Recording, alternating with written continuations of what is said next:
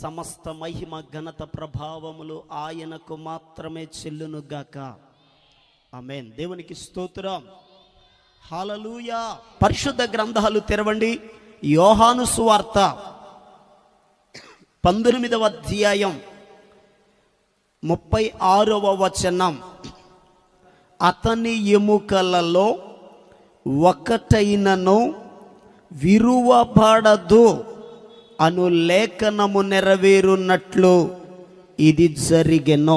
ప్రభునందు ప్రియ దేవుని యొక్క బిడ్డలారా, 2025 సంవత్సరాల క్రితం మన ప్రభు అయిన యేసుక్రీస్తు ప్రభువారు ఈ లోకములో జన్మించి 30 సంవత్సరాలు గృహం దగ్గరుండి 3.5 సంవత్సరాలు సువార్తను ప్రకటించారు.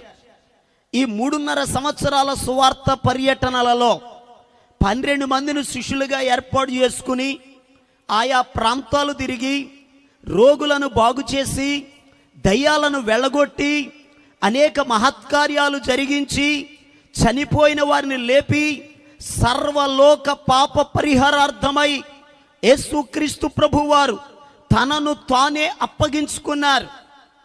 శిష్యుడైన యూదా యేసయ్యను అప్పగించినప్పుడు యేసయ్యను తీసుకొని వెళ్ళారు. యేసయ్యకు తీర్పులు తీర్చారు. అన్నగారి దగ్గర, కైపా గారి దగ్గర, సనహద్రి సభలో, పొంతు పిలాతు గారి దగ్గర, హేరోదు రాజు దగ్గర, మరలా పొంతు పిలాతు గారు ఆ రాళ్ళు పరిచిన గబ్బాతా అనబడిన స్థలములో యేసయ్యకు తీర్పులు తీర్చి ఒక చివరి స్టేట్మెంట్ ఇచ్చాడు. ఈ వాదోపవాదాలన్నీ విన్నాను. ఇదిగో ఈ మనుషుని యందు ఏ నేరము నాకు కనబడలేదు, అయినా మీరు తీసుకొచ్చారు, సిలువేయండి, చంపండి అని అంటున్నారు. మీ కోపం చల్లారడం కొరకు కొరడా శిక్ష విధిస్తున్నాను అని అన్నారు. ఆ సైనికులు తీసుకుని వెళ్ళారు. యేసయ్య తల మీద ముళ్ళ కిరీటం పెట్టారు. 1 తక్కువ 40 కొరడా దెబ్బలు కొట్టారు. బంతులాడినట్లు ఆడారు. ఆయన్ని హింసించారు. మరలా పిలాతు దగ్గరికి తీసుకొచ్చారు. కేకలు వేయడం మొదలెట్టారు. సిలువ వేయండి, సిలువ వేయండి అని కేకలు వేస్తున్నారు.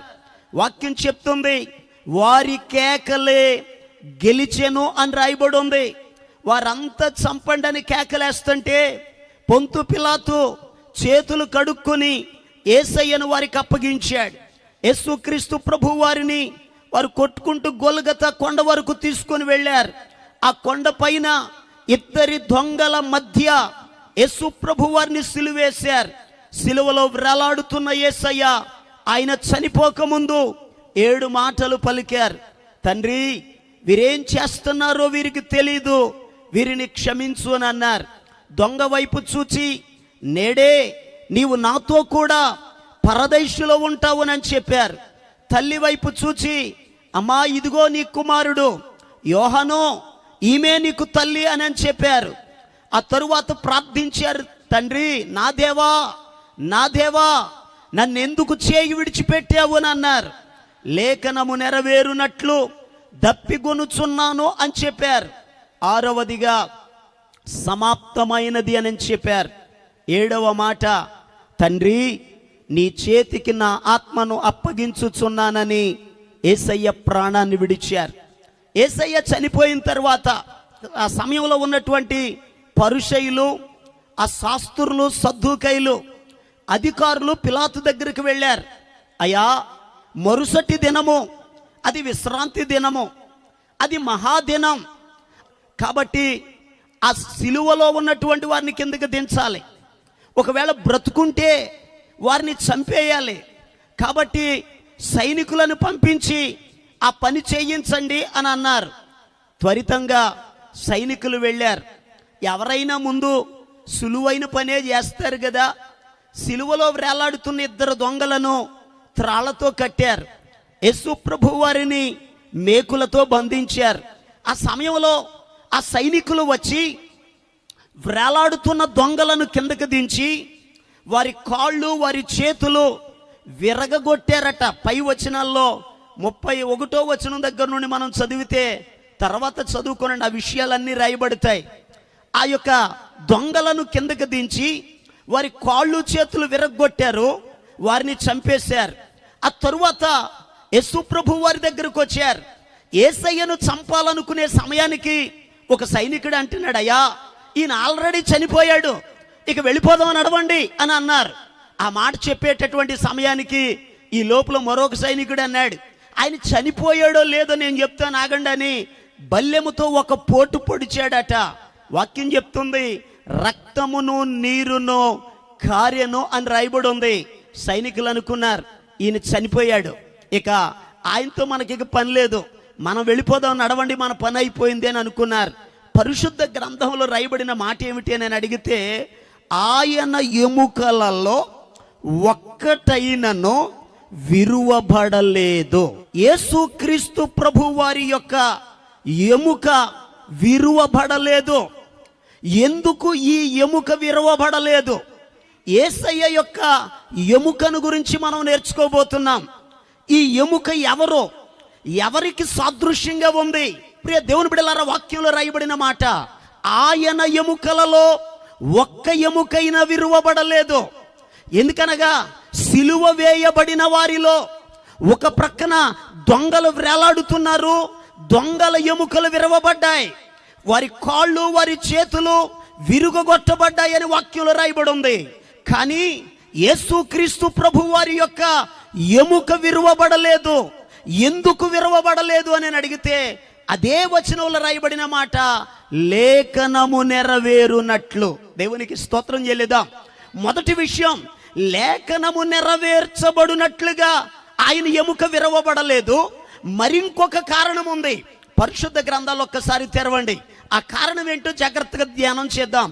నిర్గమకాండం 12వ అధ్యాయము 46వ వచనం, మీరు ఒక్క ఇంటిలోనే దానిని తినవలెను, దాని మాంసములో కొంచెమైనను ఇంటిలో నుండి బయటకు తీసుకొని పోకూడదు, దానిలో ఒక్క ఎముకనైనను మీరు విరువకూడదు. గట్టిగా దేవునికి స్తోత్రం చెల్లిద్దాం. ప్రియ దేవుని యొక్క బిడ్డలారా, ఇశ్రాయేలీలు అనబడిన ప్రజలు ఐగుప్త దేశములో వారు బానిసత్వంలో బంధకాలలో ఉన్నప్పుడు దేవునికి వారు ప్రార్థన చేశారు. దేవుడు వారి ప్రార్థనలు ఆలకించాడు. హోరేబు పర్వతం మీద మోషేకు ప్రత్యక్షమయ్యారు, మోషేతో మాట్లాడారు.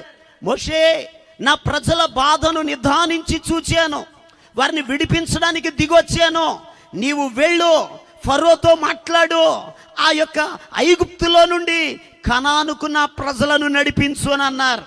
పాపం మోషే గారు అనుకున్నాడు, నేను వెళ్తాం మాట్లాడడం తీసుకెళ్ళిపోవడమేని అనుకుని త్వరగా వెళ్ళిపోయాడు. తీరా ఈయన అనుకున్నది ఒకటి, అక్కడ జరిగింది చెప్పాలి మరొకటి. ఒక్కోసారి ఇలాగే జరుగుతుంటాయి. మనం అనుకున్నవి జరగవు. దేవుని చిత్తం ఏమైతే ఉందో, దేవుని ప్రణాళిక ఏమైతే ఉందో, దేవునికి మహిమ కలుగునట్లు ఆయన కార్యములు జరుగుతాయి. చప్పలు కొడుతూ దేవుని నామాన్ని కనపరచుదాం. హల్లెలూయా. ఎందుకంటే మోషే వెళ్ళాడు, ఫరోతో మాట్లాడాడు. విచిత్రం ఏంటంటే దేవుడేమో వెళ్ళమని చెప్పింది దేవుడే, అద్భుతాలు చేస్తుంది దేవుడే, ఫరో హృదయాన్ని కఠినం చేసింది దేవుడే. చాలా జాగ్రత్తగా గమనించాలి. ఎందుకనగా ఏది చేసినా దేవుని మహిమ కొరకే ప్రభు చేస్తాడు. ఆ రోజు మోషేకు కూడా ఒకానొక సమయంలో విసుకొచ్చింది, ప్రభువా వెళ్ళమన్నది నువ్వే, వచ్చాను, కానీ ఈ రాజు నా మాట వినడం లేదు. ఏనా పోయినా నేను అద్భుతాలు చేస్తాను అని అన్నారు. మొదటి అద్భుతం అయ్యింది, 2, 3, 4, 5, 6, 7, 8, 9 అద్భుతాలు జరిగాయి. ఇక 10వ అద్భుతానికి సమయంలో ప్రభు ఒక మాట చెప్పారు, మోషే మరణదూత దిగి రాబోతున్నాడు. ఈ సమయంలో ఇశ్రాయేలీలందరితో నువ్వు చెప్పవలసింది ఏమిటనగా, ఇంటికి ఒక గొర్రె పిల్లను, ఏడాది మగ గొర్రె పిల్లను తీసుకోనమని చెప్పు, ఆ గొర్రె పిల్లను వధించమని చెప్పు. ఆ గొర్రె పిల్ల రక్తమును ఇదిగో వారు పట్టుకుని ఆ రక్తము గడప నిలువ కమ్మెలకు, అడ్డ కమ్మెలకు ఆ రక్తమును ప్రోక్షించాలి. అయితే మరణ దూత వచ్చినప్పుడు ఏ గడప కమ్ములకు రక్తము ప్రోక్షించబడదో ఆ ఇంటిలోకి వెళతాడు. తొలుచూలును హతం చేస్తాడు. ఇశ్రాయేలీలతో నువ్వు చెప్పాల్సింది, గొర్రె పిల్లను వధించి ఆ రక్తమును గడప కమ్ములకు రాసి ఆ ఇంటిలో ఉండమను. ఆ ఇంట్లో వారు ఏం చేయాలి? ఆ గొర్రె పిల్ల మాంసమును తినాలి, ఆ గొర్రె పిల్లను కాల్చాలి, ఆ గొర్రె పిల్లను పొంగని రొట్టెలతో చేదు కూరలతో ఆ మాంసమును తినాలి. తినేవారు నడుం కట్టుకోవాలి, చెప్పులు తొడుక్కోవాలి, కర్ర చేత పట్టుకోవాలి, ప్రయాణానికి సిద్ధపడి ఆ మాంసమును తినాలి. అయితే తినేటప్పుడు చేయాల్సిన పని ఏంటో తెలుసా? పస్కా గొర్రె పిల్ల ఎముక విరువకూడదు. గట్టిగా దేవునికి స్తోత్రం చెప్పండి. ప్రియ దేవుని యొక్క బిడ్డలారా, పాత నిబంధనలో ఇశ్రాయేలీలను మరణదూత నుండి, మరణము నుండి రక్షించిన ఆ గొర్రె పిల్ల ఎవరో కాదు, మన ప్రభు అయిన యేసు క్రీస్తు ప్రభు వారే. గట్టిగా దేవునికి స్తోత్రం చెల్లిద్దాం. హల్లెలూయా. యేసు ఎవరు అని అడిగితే ఆయన గొర్రె పిల్ల. బాప్తిస్మమిచ్చు యోహాను చెప్తున్నారు, ఇదిగో లోక పాపములను మోసుకొని పోవు దేవుని గొర్రె పిల్ల. యేసు ఎవరు అని అడిగితే దేవుని గొర్రె పిల్ల. ప్రకటన గ్రంథంలో కూడా 5వ అధ్యాయము 6వ వచనం చదివితే అక్కడ రాయబడి ఉంటది, వధింపబడిన గొర్రె పిల్ల. గట్టిగా దేవునికి స్తోత్రం చెల్లిద్దాం. మన పాపముల కొరకు, మన శాపముల కొరకు, మన అపరాధముల కొరకు, మన అతిక్రమముల కొరకు యేసు క్రీస్తు ప్రభువారు నలుగుగొట్టబడ్డారు, గాయపరచబడ్డారు, వధింపబడ్డారు. పాత నిబంధనలో మరణము నుండి రక్షించిన ఆ గొర్రె పిల్ల నిత్య నరకము నుండి రక్షించిన మన ప్రభు అయిన యేసయ్యకు సాదృశ్యంగా ఉంది. గట్టిగా స్తోత్రం చెల్లిద్దాం. వాక్యం చెప్తుంది, ఆ గొర్రె పిల్ల ఎముక ఎలాగైతే విరువబడకూడదో, నూతన నిబంధనలో యేసయ్య ఎముక కూడా విరువబడలేదు. ఎందుకంటే దెబ్బలు తిన్నాడు ఆయన, కొరడా శిక్ష అనుభవించాడు, ముళ్ళ కిరీటం ధరించాడు, వారు బంతులాడినట్లు ఆడారు సైనికులు, భారభరితమైన సిలువ రానును మోసారు. ఎన్ని ఇబ్బందులు పడినా శరీరమే గాయపరచబడింది, కానీ ఆయన ఎముకలలో ఒక్క ఎముకైనను విరువబడలేదని వాక్యం చెప్తుంది. ఎందుకు విరువబడలేదు? అసలు ఈ ఎముక ఎవరు? ఈ ఎముక ఎవరికి సాదృశ్యంగా కనబడుతుంది అని అడిగితే, పరిశుద్ధ గ్రంథాన్ని మనం జాగ్రత్తగా పరిశీలన చేస్తే ఎముక స్త్రీకి సాదృశ్యంగా కనబడుతుంది. దేవునికి స్తోత్రం చెప్దాం. దేవుడు ఆదిలో ఆయన సృష్టిని కలుగజేసినప్పుడు జాగ్రత్తగా గమనించండి, దేవుడు మానవుడికి ఏం కావాలో అవన్నీ 5 దినాలలో దేవుడు కలుగజేశాడు. సూర్య చంద్ర నక్షత్రాలను, భూమిని, ఫలవృక్షములను, ఆయన జంతువులను, ఈ భూమి మీద ఉన్నటువంటి సమస్త సృష్టిని 5 దినాలలో చేసి 6వ రోజు నాడు దేవుడు మానవుణ్ణి చేశాడు. ఒక్కసారి ఆయన చేసిన సృష్టి అంతటిని చూశాడట. మొదటి రోజు చూశాడు, మంచిది అని అన్నాడు. 2వ రోజు చూశాడు, మంచిది అని అన్నాడు. 3వ రోజు చూశాడు, మంచిది అని అన్నాడు. 4వ రోజు చూశాడు, మంచిది అని అన్నాడు. 5వ రోజు మంచిది అని అన్నాడు. కానీ 6వ రోజు నాడు దేవుడు నరుణ్ణి చూసి అంటున్నాడు, నరుడు ఒంటరిగా ఉండుట మంచిది కాదు. ఒంటరిగా ఉంటే తొంటరి బుద్ధులు అబ్బుతాయి అనుకున్నాడేమో, జత కావాలి అని అనుకున్నాడు. దేవుడేమో జత ఇస్తే బాగుంటుంది అనుకున్నాడు, కానీ ఆదాముకు ఆలోచన రావడం లేదు. ఆ ఆలోచన చెప్పడం కొరకు దేవుడు అన్నాడు, ఆదామా ఈ తోటలో ఉన్నటువంటి వాటి అన్నిటికీ పేర్లు పెట్టు అని అన్నాడు. జంతువులన్నీ జతలు జతలుగా వస్తున్నాయి. జంతువులకు, పక్షులకు, సృష్టి అంతటికి ఆదాము ఏ పేరు పెట్టెనో అదే పేరు వాటికి పెట్టబడింది. అన్నిటికీ పేర్లు పెడతా ఆదాము చూస్తున్నాడు. అన్ని 2 ఉన్నాయి, కానీ అన్నీ అయిపోయిన తర్వాత ఆదాము ఒక్కడే నిలబడిపోయాడు. ఆలోచన కలిగింది, ఇప్పుడు అన్నీ 2 ఉన్నాయి, నేను మాత్రం ఒక్కడే అయిపోయాను, నాకు కూడా జత ఉంటే బాగుంటుందని దేవుడు వైపు చూస్తున్నాడు. దేవుడు అన్నాడు, ఆదామా ఏంటి ఆలోచనలో పడ్డావు? ఏమీ లేదయ్యా, అన్నీ 2 ఉన్నాయి, నేను మాత్రం ఒక్కడే ఉన్నాను, ఆ ఆలోచన వస్తుందనే పేర్లు ఎట్టమన్నాను, కంగారు పడుకో, నీకు కూడా జత కావాలా, ఇస్తాను అని చెప్పాడు. దేవుడు ఆదామును నిద్రపుచ్చాడు. గాఢ నిద్రపోవుచుండగా ఆదాముకి దేవుడు ఆపరేషన్ చేశాడు. గాయపరిచాడు. ఆయన ఒక ప్రక్కనున్న ప్రక్కటి ఎముకను తీశాడు, ఆ ఎముకను స్త్రీనిగా చేశాడు. ఇప్పుడు ఆదామును దేవుడు లేపాడు. ఆదామా, ఇదిగో అమ్మాయి అని తీసుకొచ్చాడు. అప్పటి వరకు అడిగిన దానికే సమాధానం చెప్పి ఆదాము అడక్కపోయినా ఇప్పుడు చూడగానే మాట్లాడడం మొదలెట్టాడు. నా ఎముకలలో ఎముక, నా మాంసములో మాంసము నాలో నుండి తీయబడింది గనుక నారి లేక నాది అన్నాడు. గట్టిగా దేవునికి స్తోత్రం చెప్పండి. చాలా జాగ్రత్తగా వినండి. అవ్వమ్మ ఎలా బయటకు వచ్చింది చాలా జాగ్రత్తగా గమనించండి. అవ్వమ్మ కొరకు ఆదాము గాయపరచబడ్డాడు. ఆదాము గాయములలో నుండి ఆదాము రక్తాన్ని చిందించాడు. ఆదాము గాయములలో నుండి అవ్వమ్మ బయటకు వచ్చింది. ప్రియ దేవుని బిడ్డలారా, చాలా జాగ్రత్తగా మాటను గమనించండి. ఎందుకనగా మొదటి ఆదాము గాయములలో నుండి స్త్రీ అవ్వమ్మ ఎలా బయటకు వచ్చిందో, కడపటి ఆదాము అనబడిన మన యేసు క్రీస్తు ప్రభువు వారి గాయముల ద్వారా, ఆ రక్తమును చిందించుట ద్వారా దేవుని సంఘము బయటకు వచ్చింది. చప్పలు కొడుతూ దేవుని నామాన్ని గణపరచుదాం. హల్లెలూయా. ఆ ఎముక ఎవరో కాదు, దేవుని యొక్క సంఘమే. మొట్టమొదటి స్త్రీ కొరకు ఆదాము గాయపరచబడ్డాడు, రక్తం కార్చాడు. అదే రీతిగా కడపటి ఆదాము అనబడిన యేసు క్రీస్తు ప్రభువారు సంఘము కొరకు, నీ కొరకు నా కొరకు శ్రమలు అనుభవించారు, రక్తాన్ని చిందించారు, ముళ్ళ కిరీటం ధరించారు, కొరడా శిక్ష అనుభవించారు, గాయపరచబడ్డారు, అవమానాన్ని పొందారు, హేళన చేయబడ్డారు. దాసుని స్వరూపము దాల్చి తనను తానే రిక్తునిగా చేసుకున్నారు. గట్టిగా దేవునికి స్తోత్రం చెల్లిద్దాం.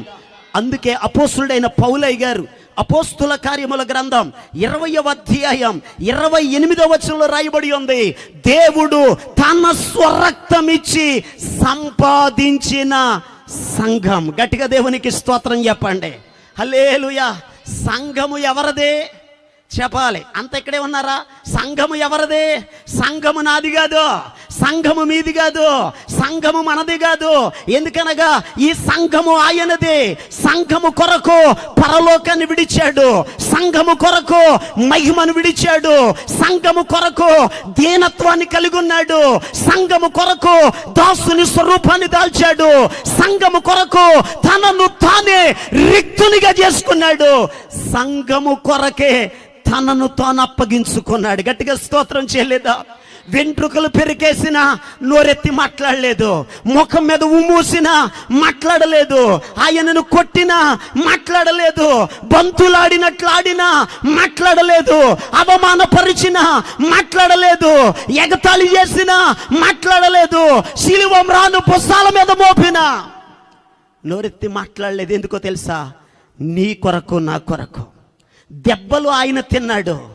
శరీరం అంతా నాగటి చాళ్ళుగా దున్నబడింది, శరీరములో రక్తమంతా ఒలికించబడింది, శరీరానికి దెబ్బ తగిలింది కానీ ఎముకకు మాత్రం దెబ్బ తగలలేదు, ఎముక మాత్రం విరవబడలేదు.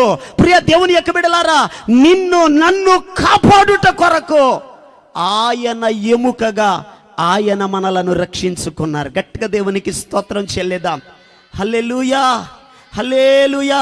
నది వాలే యేసు రక్తము సిలువలో నుండి ప్రవహించే, నది వాలే యేసు రక్తము సిలువలో నుండి ప్రవహించే, పాపంబు కడిగి మలినంబు తుడచి ఆ ప్రశస్త రక్తమే, యేసు చావుందే సిలువలో నీ కోరకే నా కోరకే. దేవునికి స్తోత్రం. యేసయ్య సిలువలో మన కొరకు చనిపోయాడు. ఆయన దెబ్బలు తిన్న ఆయన ఎముకకు మాత్రం చెప్పండి దెబ్బ తగలలేదు, ఆ ఎముక విరవబడలేదు. ప్రియ దేవుని బిడ్డలారా, ఆ ఎముక ఎవరో కాదు, మనమందరమే రక్షించబడిన దేవుని సంఘమే ఎముక. గట్టిగా స్తోత్రం చెప్పండి. మన కొరకు యేసయ్య చాలా గొప్ప త్యాగం చేశాడు కదా. పరలోకాన్ని విడిచాడు, మహిమను విడిచిపెట్టాడు, దాసుని స్వరూపం దాల్చాడు, రిక్తునిగా చేసుకున్నాడు, తనను తానే తగ్గించుకున్నాడు, కొరడా శిక్ష అనుభవించాడు, ముళ్ళ కిరీటం ధరించాడు, ముఖం మీద ఉమ్మేయించుకున్నాడు, ఆయన గాయపరచబడ్డాడు, సిలువను మోసాడు, సిలువలో చనిపోయాడు. ఇన్ని పనులు మన కొరకు యేసయ్య చేశాడు కదా. యేసయ్య ఎముక అనబడిన దేవుని సంఘము చేయాల్సిన పనులు ఇక్కడ చదివించిన ఎముక అనేటటువంటి మాట కనపడుతుంది. ఆ ఎముక ఏం చేయాలి? చక్కగా దేవుని సన్నిధిలోకి వస్తున్నాం, పాటలు పాడుతున్నాం, ఆరాధిస్తున్నాం, కాసేపు కూర్చుంటున్నాం, మీటింగ్ అయిపోయిన తర్వాత ఈటింగ్ ఉంది, అయిపోయిన తర్వాత తినేసి వెళ్ళిపోతే సరిపోదు. దేవుని ఎముక, యేసయ్య ఎముక అనబడిన దేవుని సంఘము చేయవలసిన పనులేమిటో, సంఘములో దేవుని బిడ్డలు ఎలా ఉండాలో పరిశుద్ధ గ్రంథాలు తెరవండి. దేవుని వాక్యాన్ని జాగ్రత్తగా ధ్యానం చేద్దాం. ఆది కాండము 50వ అధ్యాయము 24, 25, 26 వచనాలు. యోసేపు తన సహోదరులను చూచి, నేను చనిపోవచ్చున్నాను, దేవుడు నిశ్చయముగా మిమ్మును చూడవచ్చి ఈ దేశములో నుండి తాను అబ్రహాము, ఇస్సాకు, యాకోబులతో ప్రమాణము చేసి ఇచ్చిన దేశమునకు మిమ్మును తీసుకొని పోవునని చెప్పెను. మరియు యోసేపు, దేవుడు నిశ్చయముగా మిమ్మును చూడవచ్చును, అప్పుడు మీరు నా ఎముకలను ఇక్కడ నుండి తీసుకొని పోవలెనని చెప్పి ఇశ్రాయేలు కుమారుల చేత ప్రమాణము చేయించుకొనెను. యోసేపు 110 సంవత్సరముల వాడై మృతి పొందెను. వారు సుగంధ ద్రవ్యములతో అతని శవమును సిద్ధపరిచి ఐగుప్త దేశమందు ఒక పెట్టెలో ఉంచిరి. పరిశుద్ధ గ్రంథములో అబ్రహాము గారి యొక్క మనవడు యాకోబు, యాకోబు గారికి 12 మంది కుమారులు, ఒక కుమార్తె. ఈ 12 మందిలో 11వ వాడు యోసేపు అనేటటువంటి వ్యక్తి. చెడుతనమును విసర్జించిన వాడు, దేవునిని ఆరాధించేవాడు, తండ్రికి దేవునికి నమ్మకమైనటువంటి వాడు, అన్నలు చేసే ప్రతి చెడుతనమును తండ్రి దగ్గరికి తీసుకొచ్చి తండ్రికి చెప్పేటటువంటి వాడు. ఎప్పుడైతే అన్నయ్యలు చెడుతనం చెప్తున్నాడో అన్నయ్యలు పిలిచారు ఒకరోజు, రే తమ్ముడా, ఎందుకురా నీకు మాకు ఈ గొడవ, నీకు కూడా వాటా ఇచ్చేస్తామన్నారు. ఈయన అన్నాడు, నాకు మీ వాటా అక్కర్లేదు అని అన్నాడు. ప్రత్యేకించబడ్డాడు. ప్రత్యేకంగా ఎప్పుడైతే ఉన్నాడో, వాటా తీసుకోలేదో, చెడుతనం తండ్రితో చెప్తున్నాడో, వెంటనే అన్నలకు బాధ వచ్చేసింది. ఈయనక బ్రతకనివ్వకూడదు, చంపేస్తే బాగుంటుంది అనుకున్నారు. సమయం కొరకు కనిపెడుతున్నారు. ఈ లోపల ఈ యోసేపే అన్నల దగ్గరికి వెళ్ళాడు. అన్నయ్యలారా, రాత్రి నాకు ఒక కళ వచ్చిందిరా అన్నాడు. ఏంటా కళ అని అన్నారు. ఏమీ లేదు, మనం అంతా పొలంలో ఉన్నాం, నా పనన్ని లేచి నిలబడ్డది, మీ పనులన్నీ వచ్చి నమస్కారం పెడుతున్నాయి అన్నాడు. దేవునికి స్తోత్రం చెప్పండి. ఈ మాట ఎలా ఉందంటే పుండు మీద కారం జల్లినట్టు ఉంది. అసలే మండిపోయి ఉన్నారు. ఈ కళ చెప్పేటప్పటికి వీళ్ళు అన్నారు, ఎరా మేమంతా నీ దగ్గరకు వస్తామా, నీకు నమస్కారం పెడతామా, సరే నీ సంగతి చూస్తామనుకున్నారు. ఒక రోజు నాడు ఒంటరిగా దొరికాడు యోసేపు.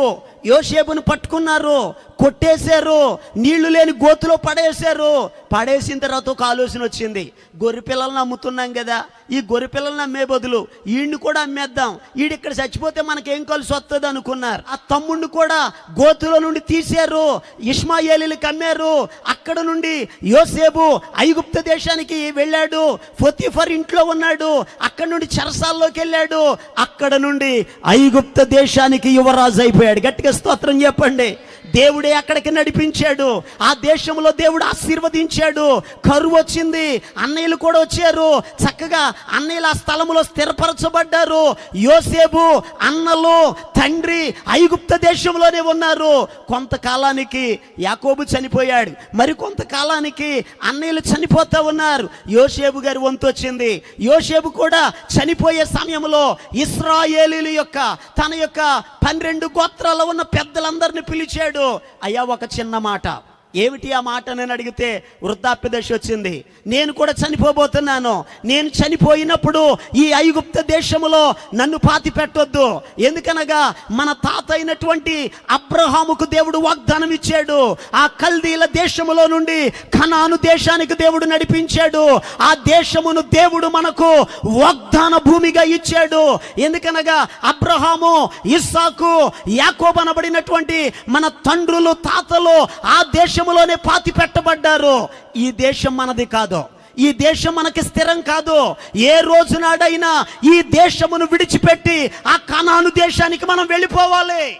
మీరు ఒక పని చేయండి, నేను చనిపోయిన తర్వాత ఈ దేశంలో పాతి పెట్టొద్దు, ఈ దేశంలో పిరమిడ్లు కట్టక్కర్లేదు, నాకు ఓ పెట్టెలో నన్ను నా యొక్క శవాన్ని భద్రపరచండి. అయితే కొంతకాలం తర్వాత దేవుడు నిశ్చయముగా మిమ్ములను చూడవస్తాడు, ఆయన మిమ్ములను దర్శిస్తాడు. ఈ దేశమును విడిచిపెట్టి కనానుకు వెళ్ళేటప్పుడు వెళుతూ నా ఎముకలను కూడా తీసుకొని వెళ్ళండి, ఆ కనాను దేశములో సమాధి చేయండి అని చెప్పారు. ఇశ్రాయేలీయుల పెద్దలు అన్నారు, అలాగేనయ్యా మీరు చెప్పినట్లే చేస్తామన్నారు. యోసేపు గారికి నమ్మకం కుదరలా, ఓసారి ప్రమాణం చేయండి అన్నాడు. గట్టిగా దేవునికి స్తోత్రం చెప్పండి. ప్రమాణం చేయించుకున్నాడు. యోసేపు గారు చనిపోయాడు, యోసేపు గారి యొక్క శవానికి సుగంధ పరిమళ ద్రవ్యాలు పూసారు, ఓ పెట్టెలో పెట్టారు, భద్రం చేశారు. చాలా జాగ్రత్తగా వినండి. ఇప్పుడు ఆ సమయంలో జరిగిన విచిత్రం ఏంటో తెలుసా? కొంతకాలానికి యోసేపును ఎరుగని ఒక రాజు ఐగుప్త దేశాన్ని పరిపాలన చేస్తున్నాడు. ఈ పరిపాలన చేసేటటువంటి వాడు జనాభా లెక్కలు వేయించాడు. ఆ జనాభా లెక్కల్లో ఐగుప్తీలకేమో ఆడపిల్లలు పుట్టారట, ఇశ్రాయేలీలకేమో మగపిల్లలు పుడుతున్నారు. గమనించాడు ఇది. ఒకవేళ ఏ దేశమైనా మన దేశంతో యుద్ధానికి వచ్చిందనుకో, వాళ్ళతో కలిసి మన మీద యుద్ధం చేసి ఈ దేశాన్ని ఇశ్రాయేలీలు స్వాధీనం చేసుకుంటారేమో. ఇశ్రాయేలీల్లో మగపిల్లలు ఉండకూడదు, వీళ్ళని చంపాలి, వీళ్ళని కష్టపెట్టాలనుకున్నాడు. వెంటనే అక్కడ ఉన్న మంత్రసానులను పిలిచాడు. మంత్రసానులారా, మీరు ఇశ్రాయేలీల పాళెంలో పురుడు పోస్తారా? అయ్యా మేమే పోస్తామయ్యా. అయితే మీరు ఓ పని చేయండి, మీకు జీతాలు పెంచుతాం, మీరు వెళ్ళండి, పురుడు పోయండి, ఆడపిల్ల అయితే బ్రతకనివ్వండి, మగబిడ్డ అయితే పురుట్లో చంపేయండి అని అన్నాడు. అయితే ఆ స్త్రీలట దేవునికి భయపడి ఆడపిల్లల్ని, మగపిల్లల్ని అందరినీ బ్రతకనిచ్చారట. గట్టిగా దేవునికి స్తోత్రం చెప్పండి. దేవుడికి భయపడేవాడు తప్పు చేయడు, దేవుడికి భయపడేవాడు పాపం చేయడు, దేవుడికి భయపడేవాడు తప్పుడు పనులు చేయడానికి ఎదరికి వెళ్ళడు. భయం లేకపోతే ఏ పని అయినా చేస్తాం. గట్టిగా దేవునికి స్తోత్రం చెప్పండి. వాక్యంలో రాయబడి ఉంది, ఆ మంత్రసానులు దేవునికి భయపడ్డారు. ఇది పొరపాటు, ఇది హత్య, మనం చేయకూడదని అనుకున్నారు.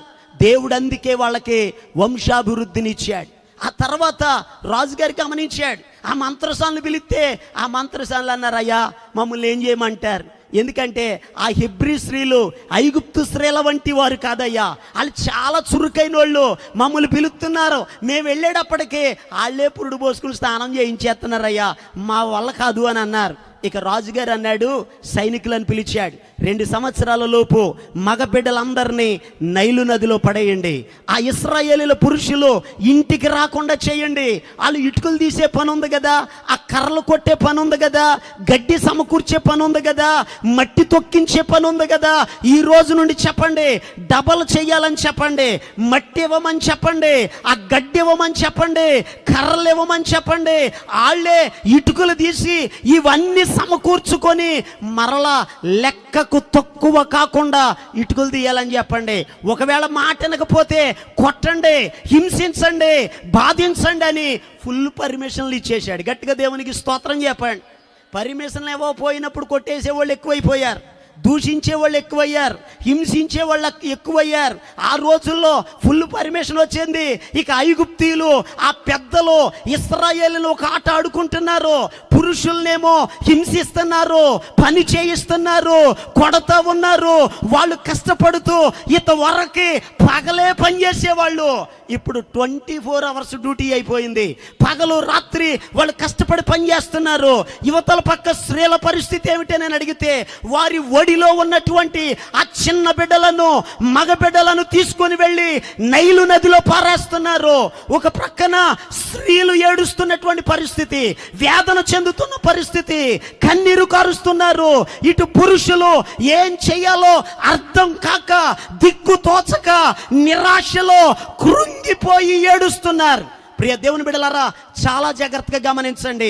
ఇశ్రాయేలీల పరిస్థితి ఎలా ఉందని అని అడిగితే వేదనతో నిండిపోయారు, నిరాశలో ఉండిపోయారు, కృంగిపోయిన పరిస్థితిలో ఉన్నారు. మన జీవితం ఎందుకు ఇలాగైపోయింది, మనం విడిపించేవారు లేరా, రక్షించేవారు లేరా, మన బ్రతుకికి ఇంతేనా అని కలవరపడుచున్న సమయంలో వాళ్ళకొక పెట్టి కనబడుతుంది. గట్టిగా స్తోత్రం చెప్పండి.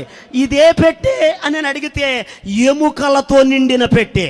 ఇదే పెట్టే చెప్పండి. ఆ ఎముకలు ఎవరివి? యోసేపు గారి ఎముకలు. పరిశుద్ధ గ్రంథంలో రాయబడినటువంటి మాట. ఆ ఎముకల దగ్గరకు వచ్చినప్పుడు యోసేపు అన్న మాట గుర్తొస్తుంది. 50వ అధ్యాయము 25వ వచనం. 50వ అధ్యాయము 25వ వచనం. మరియు యోసేపు, దేవుడు నిశ్చయముగా మిమ్మును చూడవచ్చును. గట్టిగా దేవునికి స్తోత్రం చెప్పండి. గట్టిగా దేవునికి స్తోత్రం చెప్పండి. ప్రియ దేవుని యొక్క బిడ్డలారా, వాక్యములో రాయబడి ఉన్నటువంటి మాట. ఆ యోసేపు ఎముకల దగ్గరకు వచ్చినప్పుడు ఎందుకు ఈ ఎముకలను ఇలాగే ఉండిపోయినాయి, ఎందుకు ఇది సమాధి చేయలేదు అని అడిగితే ఆనాడు యోసేపు పలికిన మాట వాళ్ళకి జ్ఞాపకం వస్తుంది. ఎందుకనగా మనకొక దేవుడు ఉన్నాడు. మన దేవుడు మన పితరుడైన అబ్రహామును పిలిచాడు, ప్రత్యేకించుకున్నాడు, కనానుకు తీసుకెళ్లాడు, ఆయన స్వాచ్ఛముగా హక్కుగా దేవుడు ఇచ్చాడు. అయితే ఇప్పుడు యోసేపు చెప్తున్నాడు, అయ్యా దేవుడు మరలా మిమ్ములను దర్శించబోతున్నాడు. నిశ్చయముగా దేవుడు మిమ్మల్ని చూడడానికి వస్తాడు. ఆయన మిమ్మల్ని చూస్తాడు, మీ బాధలు చూస్తాడు, మీ కష్టాన్ని చూస్తాడు, మీ శ్రమలను చూస్తాడు. ఈ దేశములో నుండి వాగ్దాన దేశమునకు దేవుడు మిమ్ములను తీసుకొని వెళతాడు. గట్టిగా దేవునికి స్తోత్రం చెప్పండి. హల్లెలూయా.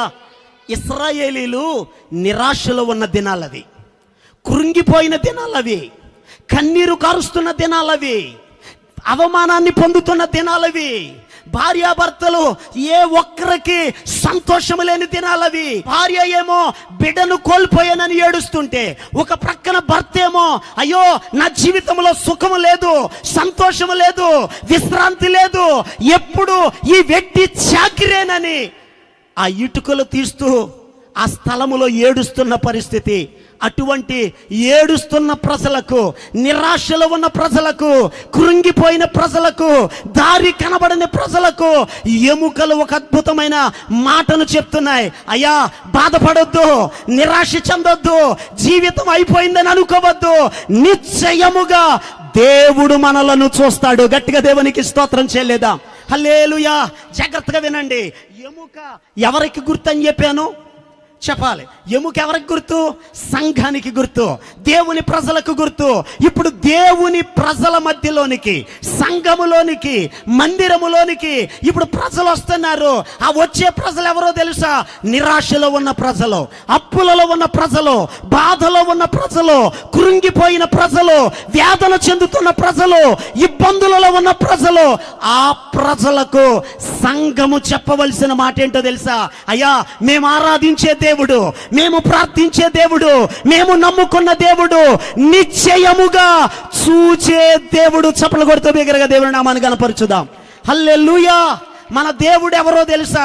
సూచనలను చూడగానే బాధలో ఉన్న ప్రజలకు ఒక నిరీక్షణ కలిగింది. దేవుడికి ప్రార్థనలు చేయడం మొదలెట్టారు. స్తోత్రం చెప్దాం. అందుకే 3వ అధ్యాయం 7వ వచనంలో, నిర్గమకాండం 3వ అధ్యాయం 7వ వచనంలో ప్రభు అంటారు, మోషే నా ప్రజల బాధను నేను చెప్పండి నిశ్చయముగా చూచాను. ఏమండి, నిశ్చయముగా చూచాను అని ప్రభు చెప్పాడే, ఆ మాట ఎవరిది? యోసేపు గారి మాట. ఆ మాట యోసేపు గారిది. ఆ ఎముకలను చూడగానే ఇశ్రాయేలీలకు, ఆ తరము వారికి ఆ మాటలు గుర్తొచ్చాయి. మనకో దేవుడు ఉన్నాడట. మన దేవుడు ఎవరో తెలుసా?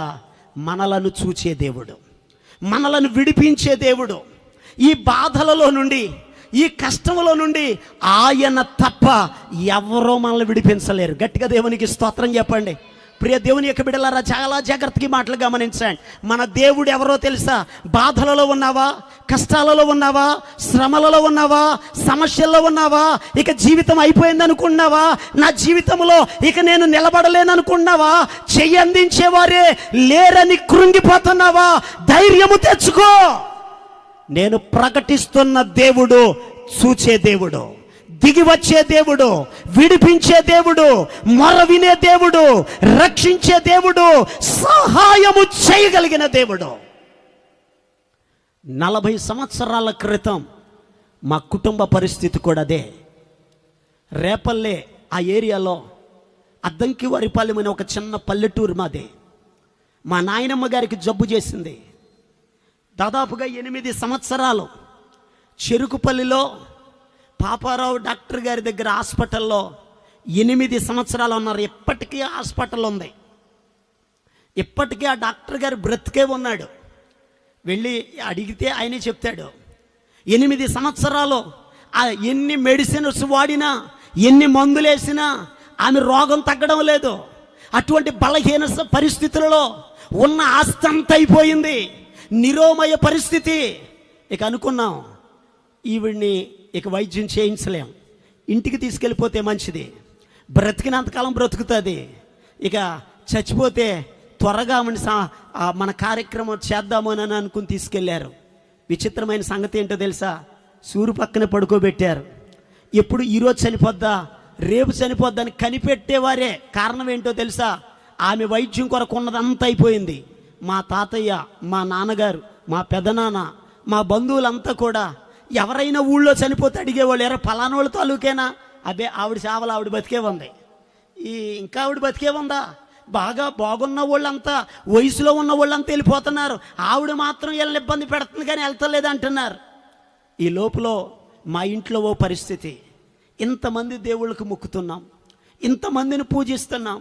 ఏ దేవుడైనా ఈవిని బ్రతికిస్తే బాగుండు, ఈవిని కాపాడితే బాగుండు అని బాధపడుతూ నిరాశలో కృంగిపోయిన సమయంలో మా గ్రామానికి 3 కిలోమీటర్ల దూరంలో నగరం అనేటటువంటి ఒక గ్రామం ఉంది. ఆ నగరం అనే గ్రామంలో ఒక దైవజనుడు తెల్లవారుజామున లేచి ప్రార్థన చేసుకుంటున్నాడు. ప్రార్థన చేసే దైవజనుడితో దేవుడు మాట్లాడాడు, ఎదుట ఉన్న గ్రామానికి వెళ్ళు, ఆ గ్రామంలో సీనియర్ ఒక రోగి ఉంది, ఆవిడ మంచం మీద ఉంది, వెళ్ళి ఆమె కొరకు ప్రార్థన చేయి, ఆమెను నేను బాగు చేయబోతున్నాను, ఆమె ఇంట్లో ఉన్న ఒక ఆయన్ని నా సేవకుడిగా ఏర్పాటు చేసుకున్నాను అని అన్నారు. గట్టిగా స్తోత్రం చెప్పండి, హల్లెలూయా. ఆ దైవజనుడు ఉదయమే లేచారు, మా గ్రామానికి వచ్చి, అయ్యా ఇక్కడ ఎవరో బలహీనంగా రోగి ఎవరో ఉన్నారంటే ఆ ఊళ్ళో వాళ్ళు చెప్పారు, అయ్యా అదిగో రోడ్డు పక్కనేనయ్యా ఆ సూర్యశంపన పడుకోబెట్టారు అని అంటే ఆ దైవజనుడు వచ్చాడు. వచ్చి, అమ్మా యేసు ప్రభువుని నమ్ముకుంటావా? యేసయ్య చూచే దేవుడమ్మా, స్వస్థపరిచే దేవుడమ్మా, ఆరోగ్యం ఇస్తాడమ్మా, యేసయ్యని నమ్ముకుంటావా అంటే మంచంలో ఉన్నటువంటి ఆమె ఉలుకు లేదు పలుకు లేదు, అలా పడుకుని కంటి చూపుతో చూస్తూనే ఉంది. ఈ లోపల మా పెద్దమ్మ, మా అమ్మ, మా అత్తయ్యలు వాళ్ళు ఉన్నటువంటి చుట్టాలంతా అన్నారు, బాబా ఏ దేవుడైతే ఏటయ్యా, ఆవిడ బాగు చేస్తే అంతే చాలయ్యా, కూర్చుని మాట్లాడేదో పిల్లలకి అలా తల్లిగా నిలబడితే చాలు అని వాళ్ళు అంటా ఉన్నారు. అయితే ఆయన అన్నారమ్మా నేను ప్రార్థన చేస్తాను అని అన్నారు. ఈ లోపల మా నాన్నగారు వచ్చారు ఇంట్లో నుంచి బయటికి. ఏంటయ్యా ఏం కావాలి నీకు? అయ్యా నేను పాస్టర్ గారిని, దేవుడు పంపిస్తే వచ్చాను, ప్రార్థన చేసి వెళతాను అని అంటే వెంటనే నాన్నగారు అన్నారు, ఇక్కడ ప్రార్థన చేయడానికి వీల్లేదు, మాకు ఉన్నాయి, మేము చేయాల్సినవన్నీ చేస్తానే ఉన్నాం, కానీ ఈ ప్రార్థన ఈ యేసు మతం మాకు అక్కర్లేదు, వెళ్ళిపో నువ్వు అని అన్నారు.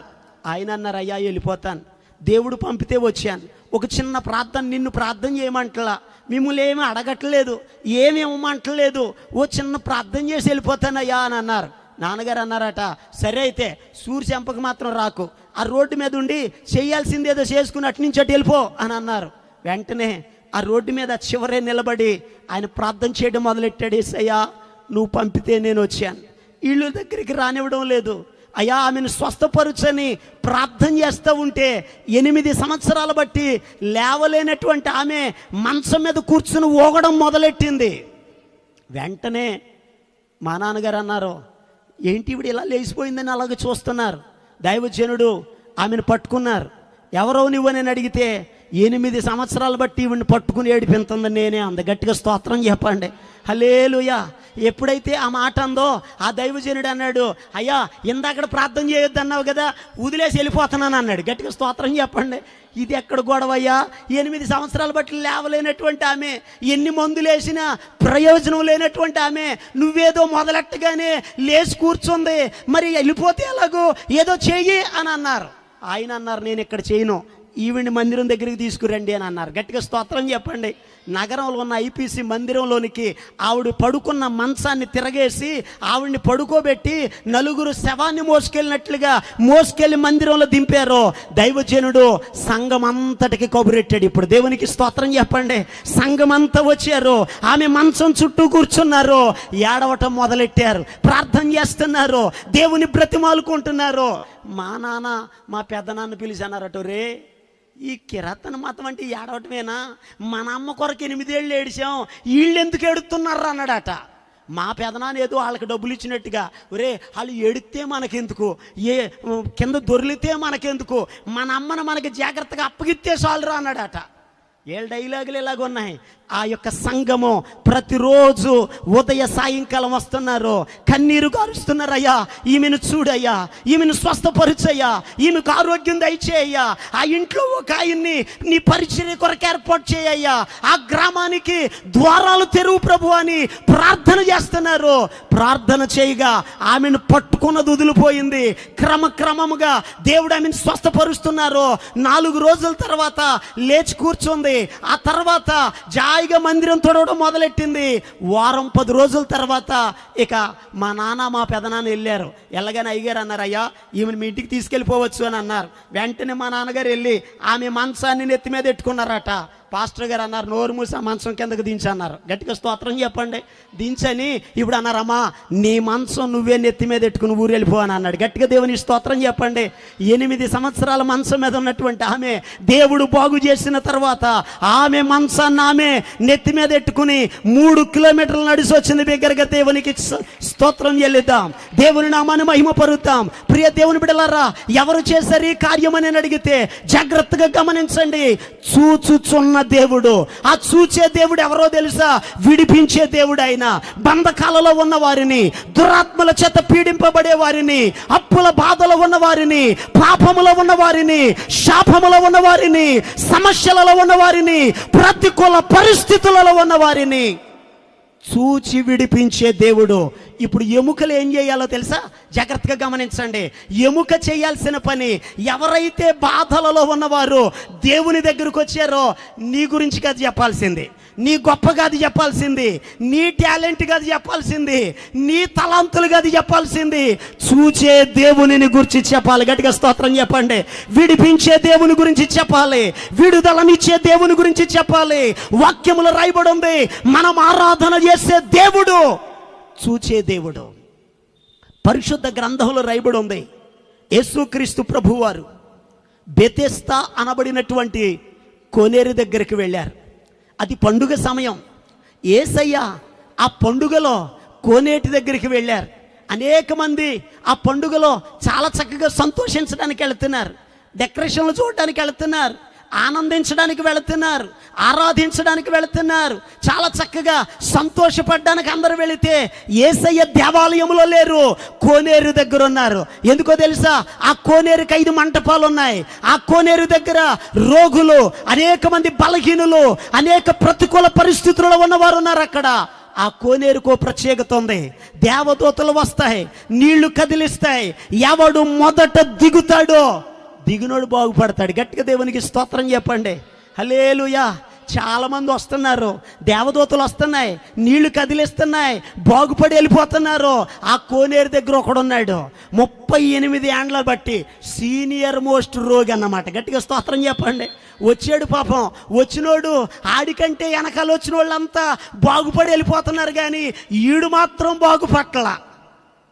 నేను అనుకుంటాను ఇక ఈడు బంధువులు కూడా ఈడు విడిచిపెట్టి వెళ్ళిపోయి ఉంటారు. వీడు అక్కడ వచ్చిన వాళ్ళందరికీ సలహాలు ఇస్తున్నాడు. దేవదూత ఎప్పుడు వస్తుందో, ఎప్పుడు నీళ్లు కదిలింతుందో, ఎప్పుడు ఎవరు వచ్చి ఎవరు బాగుపడి వెళుతున్నారో వీడు చక్కగా చెప్తే అక్కడే ఉన్నాడు వీడు. ఒకవేళ బాగుపడి వెళ్ళిపోయేటటువంటి వాళ్ళు, రే బాబు బాగుపడ్డావా? బాగుపడిపోయినాయా? వెళ్ళిపోతున్నావా? క్యారేజీ అని ఉంటే ఇక్కడ ఇచ్చేసి వెళ్ళిపోతున్నాడేమో. గట్టిగా స్తోత్రం చెప్పండి. తినమరిగాడే కానీ బాగుపడడానికి ఎదరికెళ్ళటం లేదు.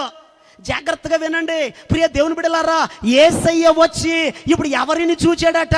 బైబిల్లో రాయబడిన మాట యోహాను సువార్త 5వ అధ్యాయములో 6వ వచనంలో రాయబడి ఉంటది, యేసు అతనిని చూచెను. ఎందుకనగా అతన్ని చూచాడు, అతని దగ్గరికి వెళ్ళాడు, జాలిపడ్డాడు. 38 ఏండ్ల బట్టి ఎక్కడే పడి ఉన్నాడని యేసయ్య అడుగుతున్నాడు, బాబు బాగుపడాలని లేదా? వీడంటాడయ్యా నాకెందుకు లేదయ్యా, బాగుపడాలని ఉంది. ఇక్కడ అందరినీ చూస్తున్నాను, బాధ వచ్చేస్తుంది.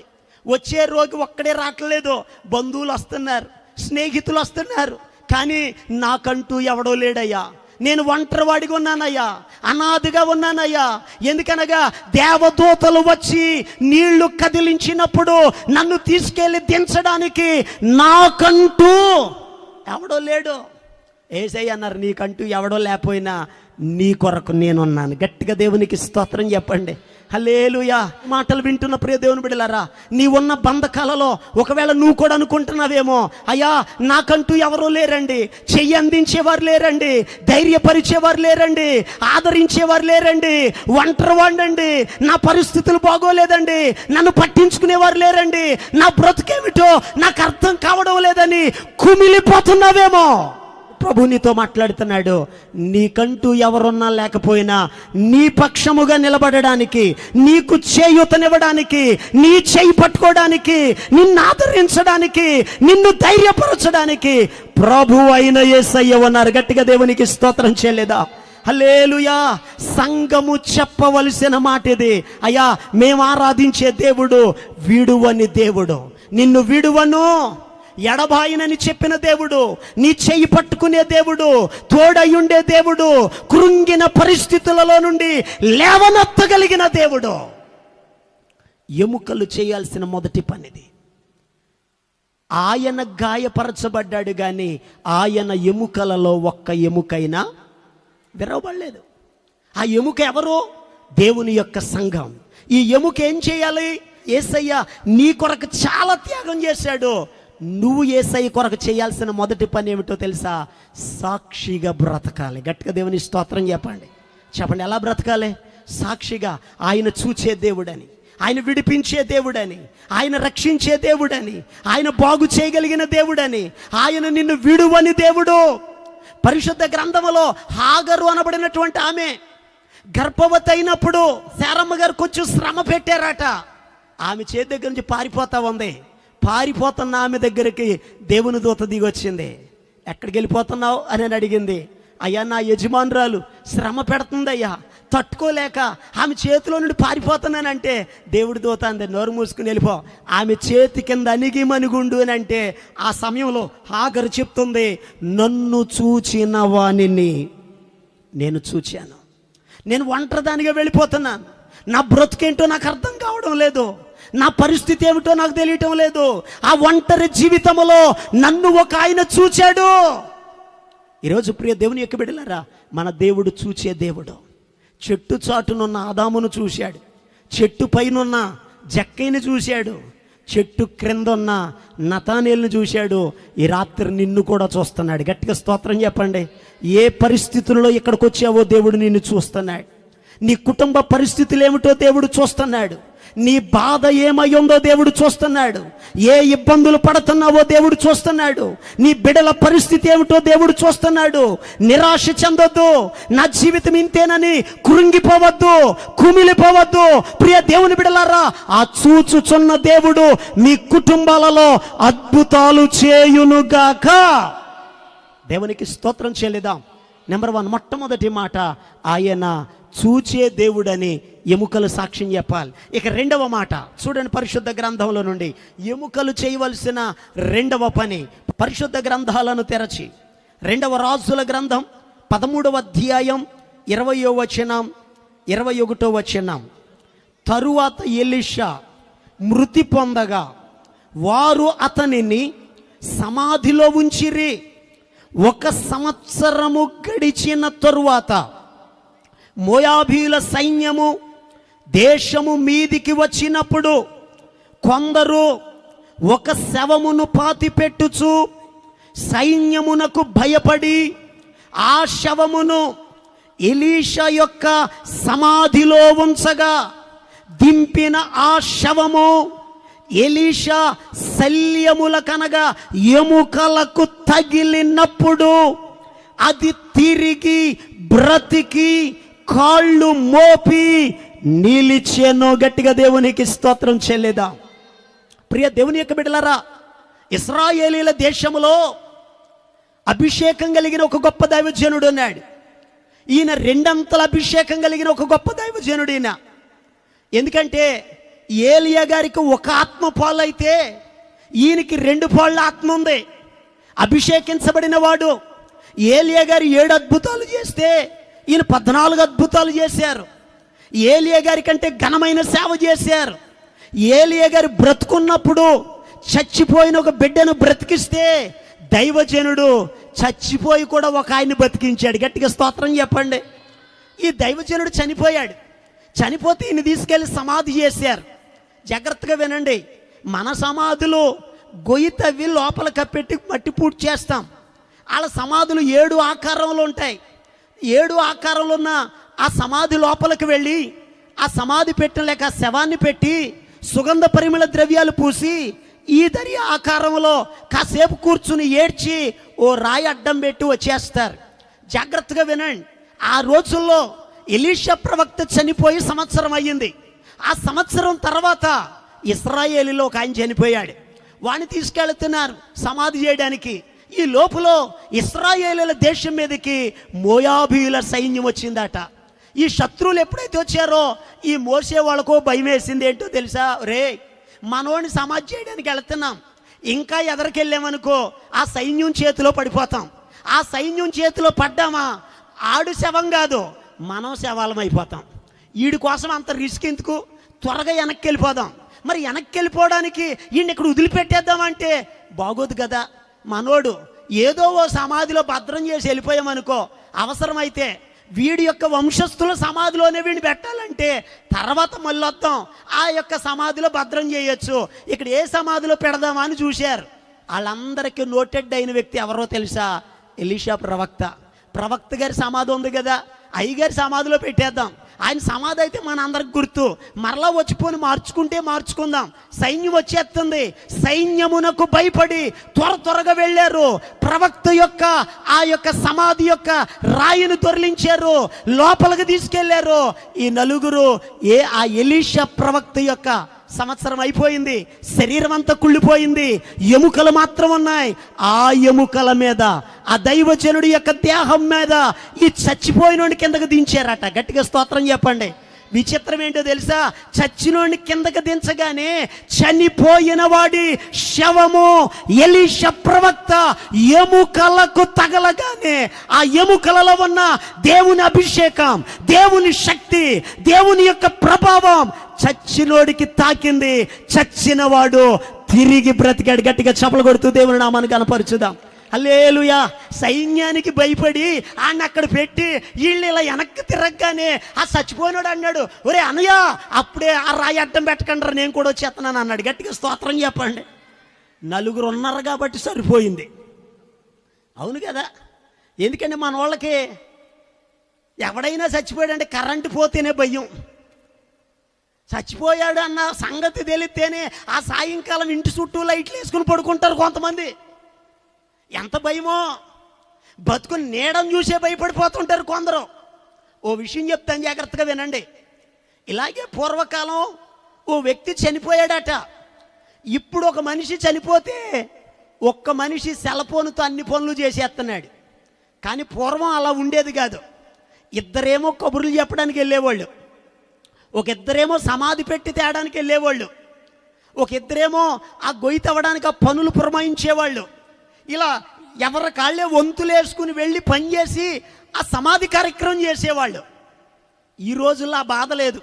ఫోన్ చేస్తే పెట్టి అదో పూలు, కావలసిన అత్తరు, కావలసిన క్లాత్, ఏది కావాలో అవన్నీ వచ్చేస్తున్నాయి. కానీ ఇంతవరకు అలా కాదు, వెళ్ళి తేవాలి. అందులో ఒకరిని పిలిచారట, రే ఒక ఇద్దరు కలిసి వెళ్ళి పట్టణానికి వెళ్ళి సమాధి పెట్టి తీసుకుని రండిరా, ఫలానా వస్తువులు తేవాలరా అని చెప్పారట.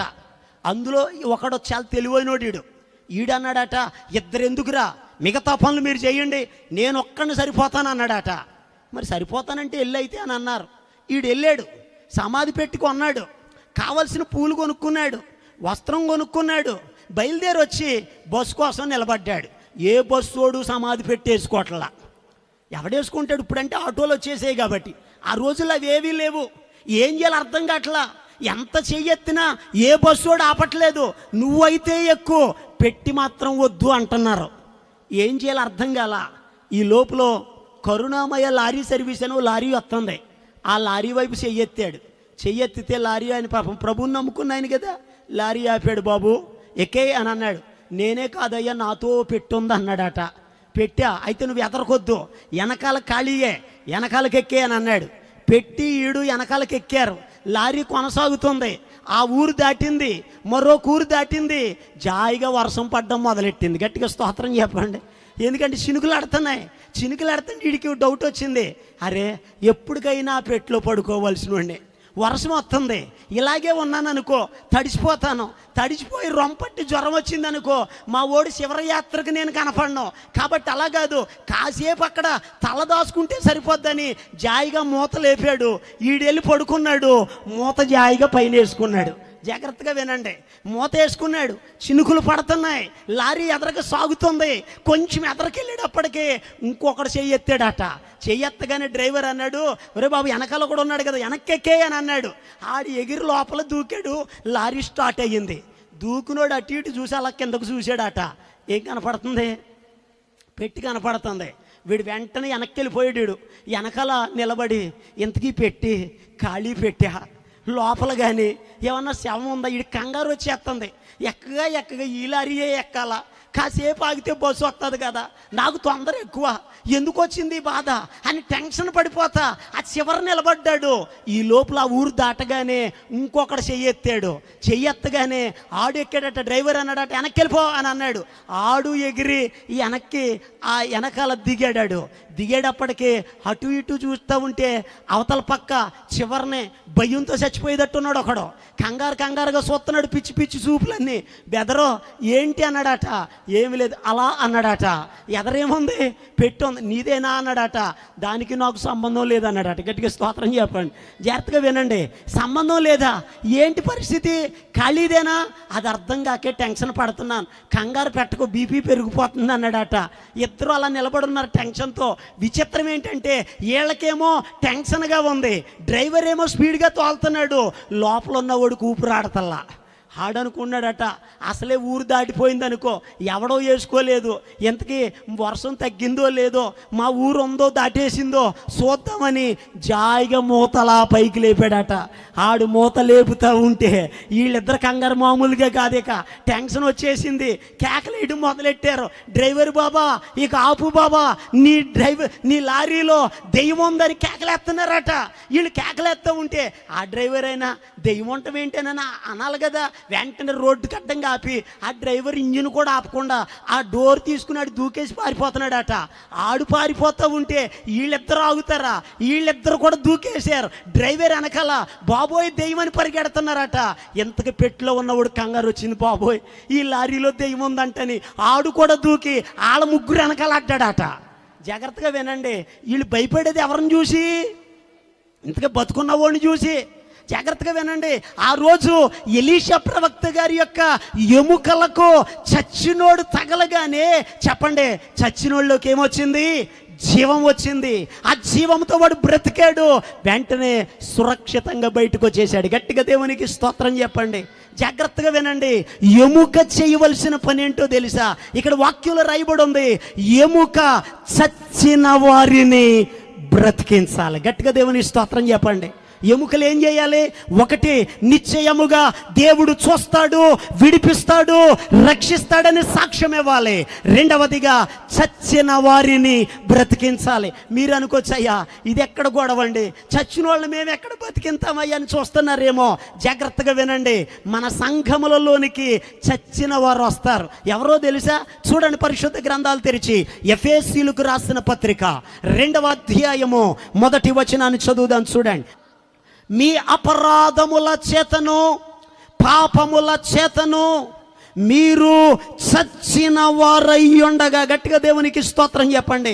వాక్యములో రాయబడిన మాట, ప్రియ దేవుని బిడ్డలారా, అపరాధముల చేత, పాపముల చేత మానవులు ఎలా ఉన్నారు? చచ్చిన వారిగా ఉన్నారు. పాపము చేసిన ప్రతి ఒక్కడు చచ్చిన స్థితిలో ఉన్నట్లే.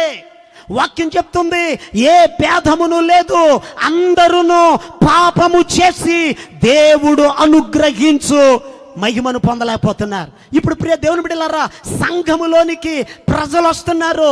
అపరాధాల చేత, పాపముల చేత చచ్చిన స్థితిలో ఉన్నవారు సంఘములోకి వచ్చినప్పుడు సంఘాన్ని చూడగానే, పరిశుద్ధులను చూడగానే, నీతిమంతులను చూడగానే అతడికి కూడా ఆలోచన రావాలయ్యా, నా చచ్చిన స్థితి, నా పాపమును, నా శాపమును దేవుని దగ్గర ఒప్పుకొని పవిత్రపరచబడాలనే ఆలోచన వారికి రావాలి. గట్టిగా స్తోత్రం చెప్పండి. గట్టిగా దేవునికి స్తోత్రం చెప్పండి. సంఘములోకి వచ్చినటువంటి వారు విశ్వాసులను చూచినప్పుడు, పెద్దలను చూచినప్పుడు, పాడేవారిని చూచినప్పుడు, వాయించేవారిని చూచినప్పుడు, దేవుని సంఘములోకి వచ్చినప్పుడు వారికి రావాల్సిన ఆలోచన ఏంటో తెలుసా? నా దేవుడు పరిశుద్ధుడు, సంఘము పరిశుద్ధతలో ఉంది, పవిత్రులుగా ఉన్నారు. ఈ పాపములో నేను ఉండకూడదు, త్రాగుడులో నేను ఉండకూడదు, చెడు వ్యసనాల్లో నేను ఉండకూడదు. నేను కూడా మారాలి, మార్పు చెందాలి, పాపాన్ని విడిచిపెట్టాలి, పరిశుద్ధ పరచబడాలని. ఎముకకు ఆ చచ్చిన దేహము తగలగానే ఎలా బ్రతికిందో, పాపములో ఉన్నవారు క్రీస్తు రక్తములో కడగబడి పరిశుద్ధులుగా మారాలి. చప్పలు కొడుతూ దేవుని నామాన్ని గణపరచుదాం. వాక్యం చెప్తుంది, అందరం పాపులమే. పాపములో ఉన్న ప్రజల కొరకు యేసయ్య వచ్చి రక్తం కార్చాడు. ఆయన కార్చిన రక్తము ద్వారా పాపములు కడిగివేయబడ్డాయి. నీతిమంతులుగా తీర్చబడుతున్నాం, పరిశుద్ధపరచబడుతున్నాం. ఈరోజు ప్రియ దేవుని బిడ్డలారా, సంఘములోకి వచ్చిన ప్రతి వ్యక్తి మార్పు చెందాలి, మారు మనసు పొందాలి, పాపాన్ని ఒప్పుకోవాలి, పరిశుద్ధపరచబడాలి, నీతిమంతులుగా తీర్చబడాలి. చచ్చిన స్థితిలో నుండి జీవములోనికి రావాలి. గట్టిగా దేవునికి స్తోత్రం చెప్దాం. పాపము ద్వారా చచ్చిన స్థితిలో ఉన్నారు. అంత మాత్రమే కాదు, రెండో మాట కూడా చెప్తాను.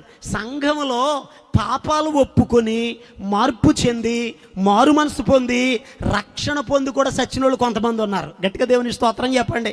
ప్రకటన గ్రంథం 3:1 సార్దీసులో ఉన్న సంఘపు దూతకు ఇలాగు రాయుము, 7 నక్షత్రములను దేవుని 7 ఆత్మలు గలవాడు చెప్పు సంగతులేవనగా, నీ క్రియలను నేను ఎరుగుదును, జీవించుచున్నావన్న పేరు మాత్రమున్నది గాని. చెప్పండి, నువ్వెవరవే? మృతుడవే. ప్రియ దేవుని యొక్క బిడ్డలారా, ఈ మాట దేవుడు ఎవరితో చెప్తున్నాడు? సంఘముతో చెప్తున్నాడు. సంఘమా, పేరుకు బ్రతుకున్నావు, కానీ నువ్వే స్థితిలో ఉన్నావో తెలుసా? చచ్చిన స్థితిలో ఉన్నావు. నీ క్రియలు చచ్చిపోయి ఉన్నాయి. ఈరోజు ప్రియ దేవుని యొక్క బిడ్డలారా, పేరుకు బ్రతుకున్నారు, కానీ ఈరోజు చాలా మంది జీవితంలో విశ్వాసములో చచ్చిన స్థితి, ప్రేమలో చచ్చిన స్థితి, నమ్మకత్వంలో చచ్చిన స్థితి, యథార్థతలో చచ్చిన స్థితి, పరిశుద్ధతలో చచ్చిన స్థితి, దేవునికి లోబడే విషయంలో చచ్చిన స్థితి, ఆదివారం మందిరానికి వచ్చే విషయంలో చచ్చిన స్థితి. చాలా మంది దేవుని యొక్క సన్నిధిలో ఆధ్యాత్మికంగా ఎదగలేకపోతున్నారు. ప్రభుని నమ్ముకున్నారు కానీ, మందిరానికి వస్తున్నారు కానీ వారి క్రియలు సరి అయినవిగా లేవు. ప్రభు మాట్లాడుతున్నాడు, సార్దీసులో ఉన్న సంఘమా, అందరూ అలా లేరు, జాగ్రత్తగా వినాలి. అందరూ అలా లేరు. 4వ వచనం అంటాడు, సార్దీసులో కొందరు ఉన్నారు, తెల్లని వస్త్రములు ధరించిన వారు. గట్టిగా దేవునికి స్తోత్రం చెప్పండి. తెలుపు పరిశుద్ధతకు గుర్తు. నా స్వరూపంలో ఉన్నవారు ఉన్నారు, నా పోలికలో ఉన్నవారు ఉన్నారు, నా మహిమను పొందిన వారు ఉన్నారు, నా ఆత్మను పొందిన వారు ఉన్నారు. మరి మిగతా వారి స్థితి ఏమిటి? వస్తున్నారు, వెళుతున్నారు. వాళ్ళ పరిస్థితి ఎలా ఉందో తెలుసా? చచ్చిన స్థితి. ఈరోజు సంఘమా, జాగ్రత్తగా గమనించండి. నిన్ను ఒక విశ్వాసి తాకగానే నీలో ఉన్న అభిషేకం వారిలోకి వెళ్ళాలి, నీలో ఉన్న పరిశుద్ధత వారిలోకి వెళ్ళాలి, నీకున్న ప్రార్థన జీవితం వారు కలిగి ఉండాలి, నీకున్న ప్రేమ వారు కలిగి ఉండాలి, నీకున్న ఆసక్తి వారిలోనికి రావాలి, నీకున్న యథార్థత వారిలోకి రావాలి.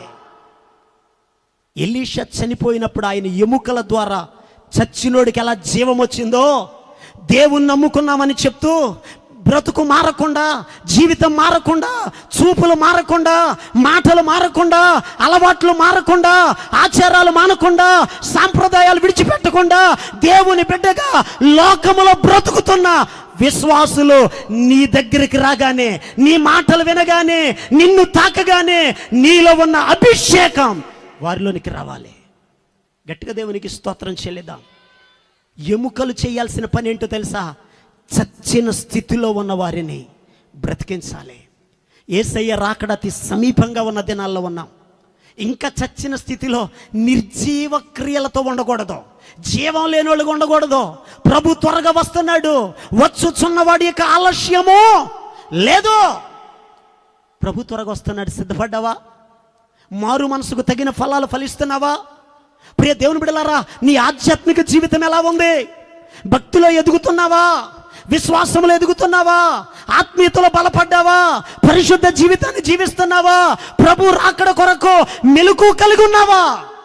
ఇక జీవితాంతం లోక సంబంధమైన అడుగుతూ జీవిస్తున్నావా? యేసయ్య రాకడలో ఎత్తబడే గుంపులో మనం ఉండాలి అని అంటే జీవం కలిగిన వారిగా మనం ఉండాలి. గట్టిగా స్తోత్రం చెప్పండి. మనం జీవం కలిగిన వాళ్ళమే కాదు, ఇతరులను జీవింప చేయాలి. గట్టిగా స్తోత్రం చెప్పండి.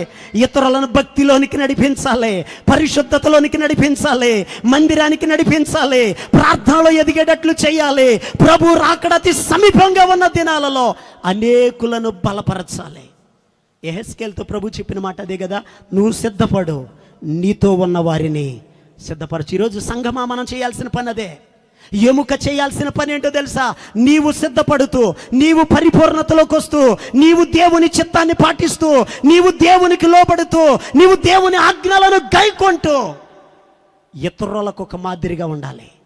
పౌలు భక్తుడు అదే చెప్తాడు, నేను క్రీస్తును పోలి నడుచుకొనుచున్న ప్రకారము మీరు నన్ను పోలి నడుచుకోవాలి. ఈరోజు ప్రియ దేవుని బిడ్డలారా, సంఘమా, ఇతరులు నిన్ను చూడగానే వాళ్ళ నోటమ్మట రావాలి, వీళ్ళు దేవుని బిడ్డలు. గట్టిగా స్తోత్రం చెప్పండి. హల్లెలూయా. వీళ్ళు పరిశుద్ధులు. ఎందుకనగా వీరు దేవుని మార్గాన్ని ప్రచురించేవారు. ఈరోజు దేవుని బిడ్డలుగా అనేకులను ప్రభు దగ్గరికి నడిపించేవారిగా మనం ఉండాలి. యేసయ్య రాకడ అతి సమీపంగా ఉంది. మనలను ఇతరులు తాకినప్పుడు జాగ్రత్తగా, మనలో ఉన్న శక్తి, మనలో ఉన్న ప్రభావం వారిలోకి రావాలి. ఎముక చేయాల్సిన పనులు, ఒకటి సాక్షులుగా ఉండాలి. రెండవ మాట చెప్పండి, ఎముక ఎలా ఉండాలి? ఇతరులను బ్రతికించే వాళ్ళగా ఉండాలి. బ్రతికించడం అంటే శరీర సంబంధంగా నేను చెప్పడం లేదు, ఆత్మీయంగా బ్రతికించాలి. భక్తి జీవితంలో ప్రోత్సహించేవారిగా ఉండాలి, ప్రభు దగ్గరికి నడిపించేవారిగా ఉండాలి. మనము పరిపూర్ణులమవుతూ చెప్పండి, ఇతరులను కూడా ప్రభు వైపు నడిపించేవారిగా ఉండాలి. గట్టిగా దేవుని స్తోత్రం చెల్లేదాం. మూడో మాట చెప్పి నేను ముగిస్తాను. యెహెజ్కేలు గ్రంథం 37వ అధ్యాయం 7వ వచనం 10వ వచనాన్ని చదువుదాం. ఆయన నాకిచ్చిన ఆజ్ఞ ప్రకారము నేను ప్రవచించుచుండగా గడగడమను ధ్వని ఒకటి పుట్టెను. అప్పుడు ఎముకలు ఒకదానితో ఒకటి కలిసి కొనెను. 10వ వచనం, ఆయన నాకు ఆజ్ఞాపించినట్లు నేను ప్రవచింపగా జీవాత్మ వారిలోనికి వచ్చెను. వారు సజీవులై లేచి లెక్కింప శక్యము కాని మహాసైన్యమై నిలిచిరి. గట్టిగా దేవునికి స్తోత్రం చెల్లిదా. హల్లెలూయా. ప్రియ దేవుని బిడ్డలారా, దేవుని వాక్యంలో రాయబడినటువంటి మాట, యెహెజ్కేలును దేవుడు యెహోవా హస్తము ఆయన మీదకి వచ్చింది, ఆత్మవశుడై ఉన్నాడు, ఒక లోయలోనికి దించింది. ప్రభు అడుగుతున్నాడు, యెహెజ్కేలు నీకేం కనబడుతుంది? అయ్యా, ఈ లోయలో ఎముకలు కనబడుతున్నాయి. ఆ ఎముకలు చల్లా చెదిరైపోయాయి, అక్కడక్కడ పడి ఉన్నాయి.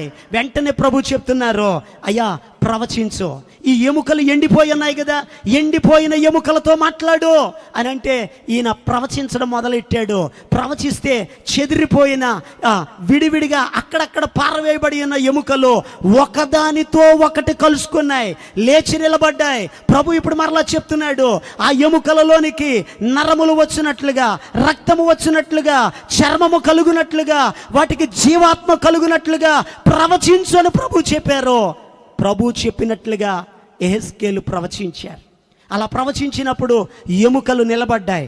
నిలబడిన ఎముకలకు నరాలు వచ్చాయి, మాంసం వచ్చింది, చర్మం కలిగింది. ఆ చర్మం కలిగిన తర్వాత జీవాత్మను ఊదమన్నారు. జీవాత్మను ఊదినప్పుడు పరిశుద్ధ గ్రంథంలో రాయబడిన మాట, ఆ ఎముకలు మహాసైన్యముగా నిలిచెను. చప్పలు కొడుతూ బిగ్గరగా దేవుని నామాన్ని కనపరచుదాం. హల్లెలూయా. ఎముకలు ఏం చేస్తున్నాయి? సైన్యముగా నిలబడ్డాయి. ఈరోజు ప్రియ దేవుని బిడ్డలారా, ఎముక అనగా ఎవరికి గుర్తు అని అడిగితే సంఘానికి గుర్తు. సంఘమా ప్రియ దేవుని బిడ్డలారా, మనము విశ్వాసులము మాత్రమే కాదు, మనము సైనికులము. గట్టిగా దేవునికి స్తోత్రం చెప్పండి. హల్లెలూయా. దేవుని కొరకు సైన్యముగా నిలబడాలి. దేవుని కొరకు మహాసైన్యముగా నిలబడాలి. ఎందుకంటే సైనికుడికి ఉండవలసిన లక్షణం ఏంటంటే వెనుదిరగకూడదు, చావైనా నిలబడాలి. మన సైన్యం కూడా అలాగే నిలబడ్డది. గట్టిగా చప్పలు కొడుతూ దేవుని నామాన్ని గనపరచుదా. హల్లెలూయా. యుద్ధములో దేశము కొరకు నిలబడ్డారు. నిజమే ప్రియ దేవుని బిడ్డలారా, సైనికుడికి ఉండవలసిన లక్షణం ఏంటో తెలుసా? దేశ భద్రత కొరకు, దేశ రక్షణ కొరకు. ఎందుకనగా వెన్ను చూపకుండా మరణానికి కూడా తలొక్కి ఎదరికి ఎలా వెళతాడో, ఈరోజు మనము కూడా మన కొరకు పరలోకాన్ని విడిచి భూలోకానికి వచ్చిన యేసయ్య కొరకు సైన్యముగా నిలబడాలి. గట్టిగా దేవునికి స్తోత్రం చెప్పండి. హల్లెలూయా. ఈ సైన్యానికి ఉండాల్సిన లక్షణం ఏంటో తెలుసా? సైన్యం యుద్ధం చేయాలి. సైన్యం ఏం చేయాలి?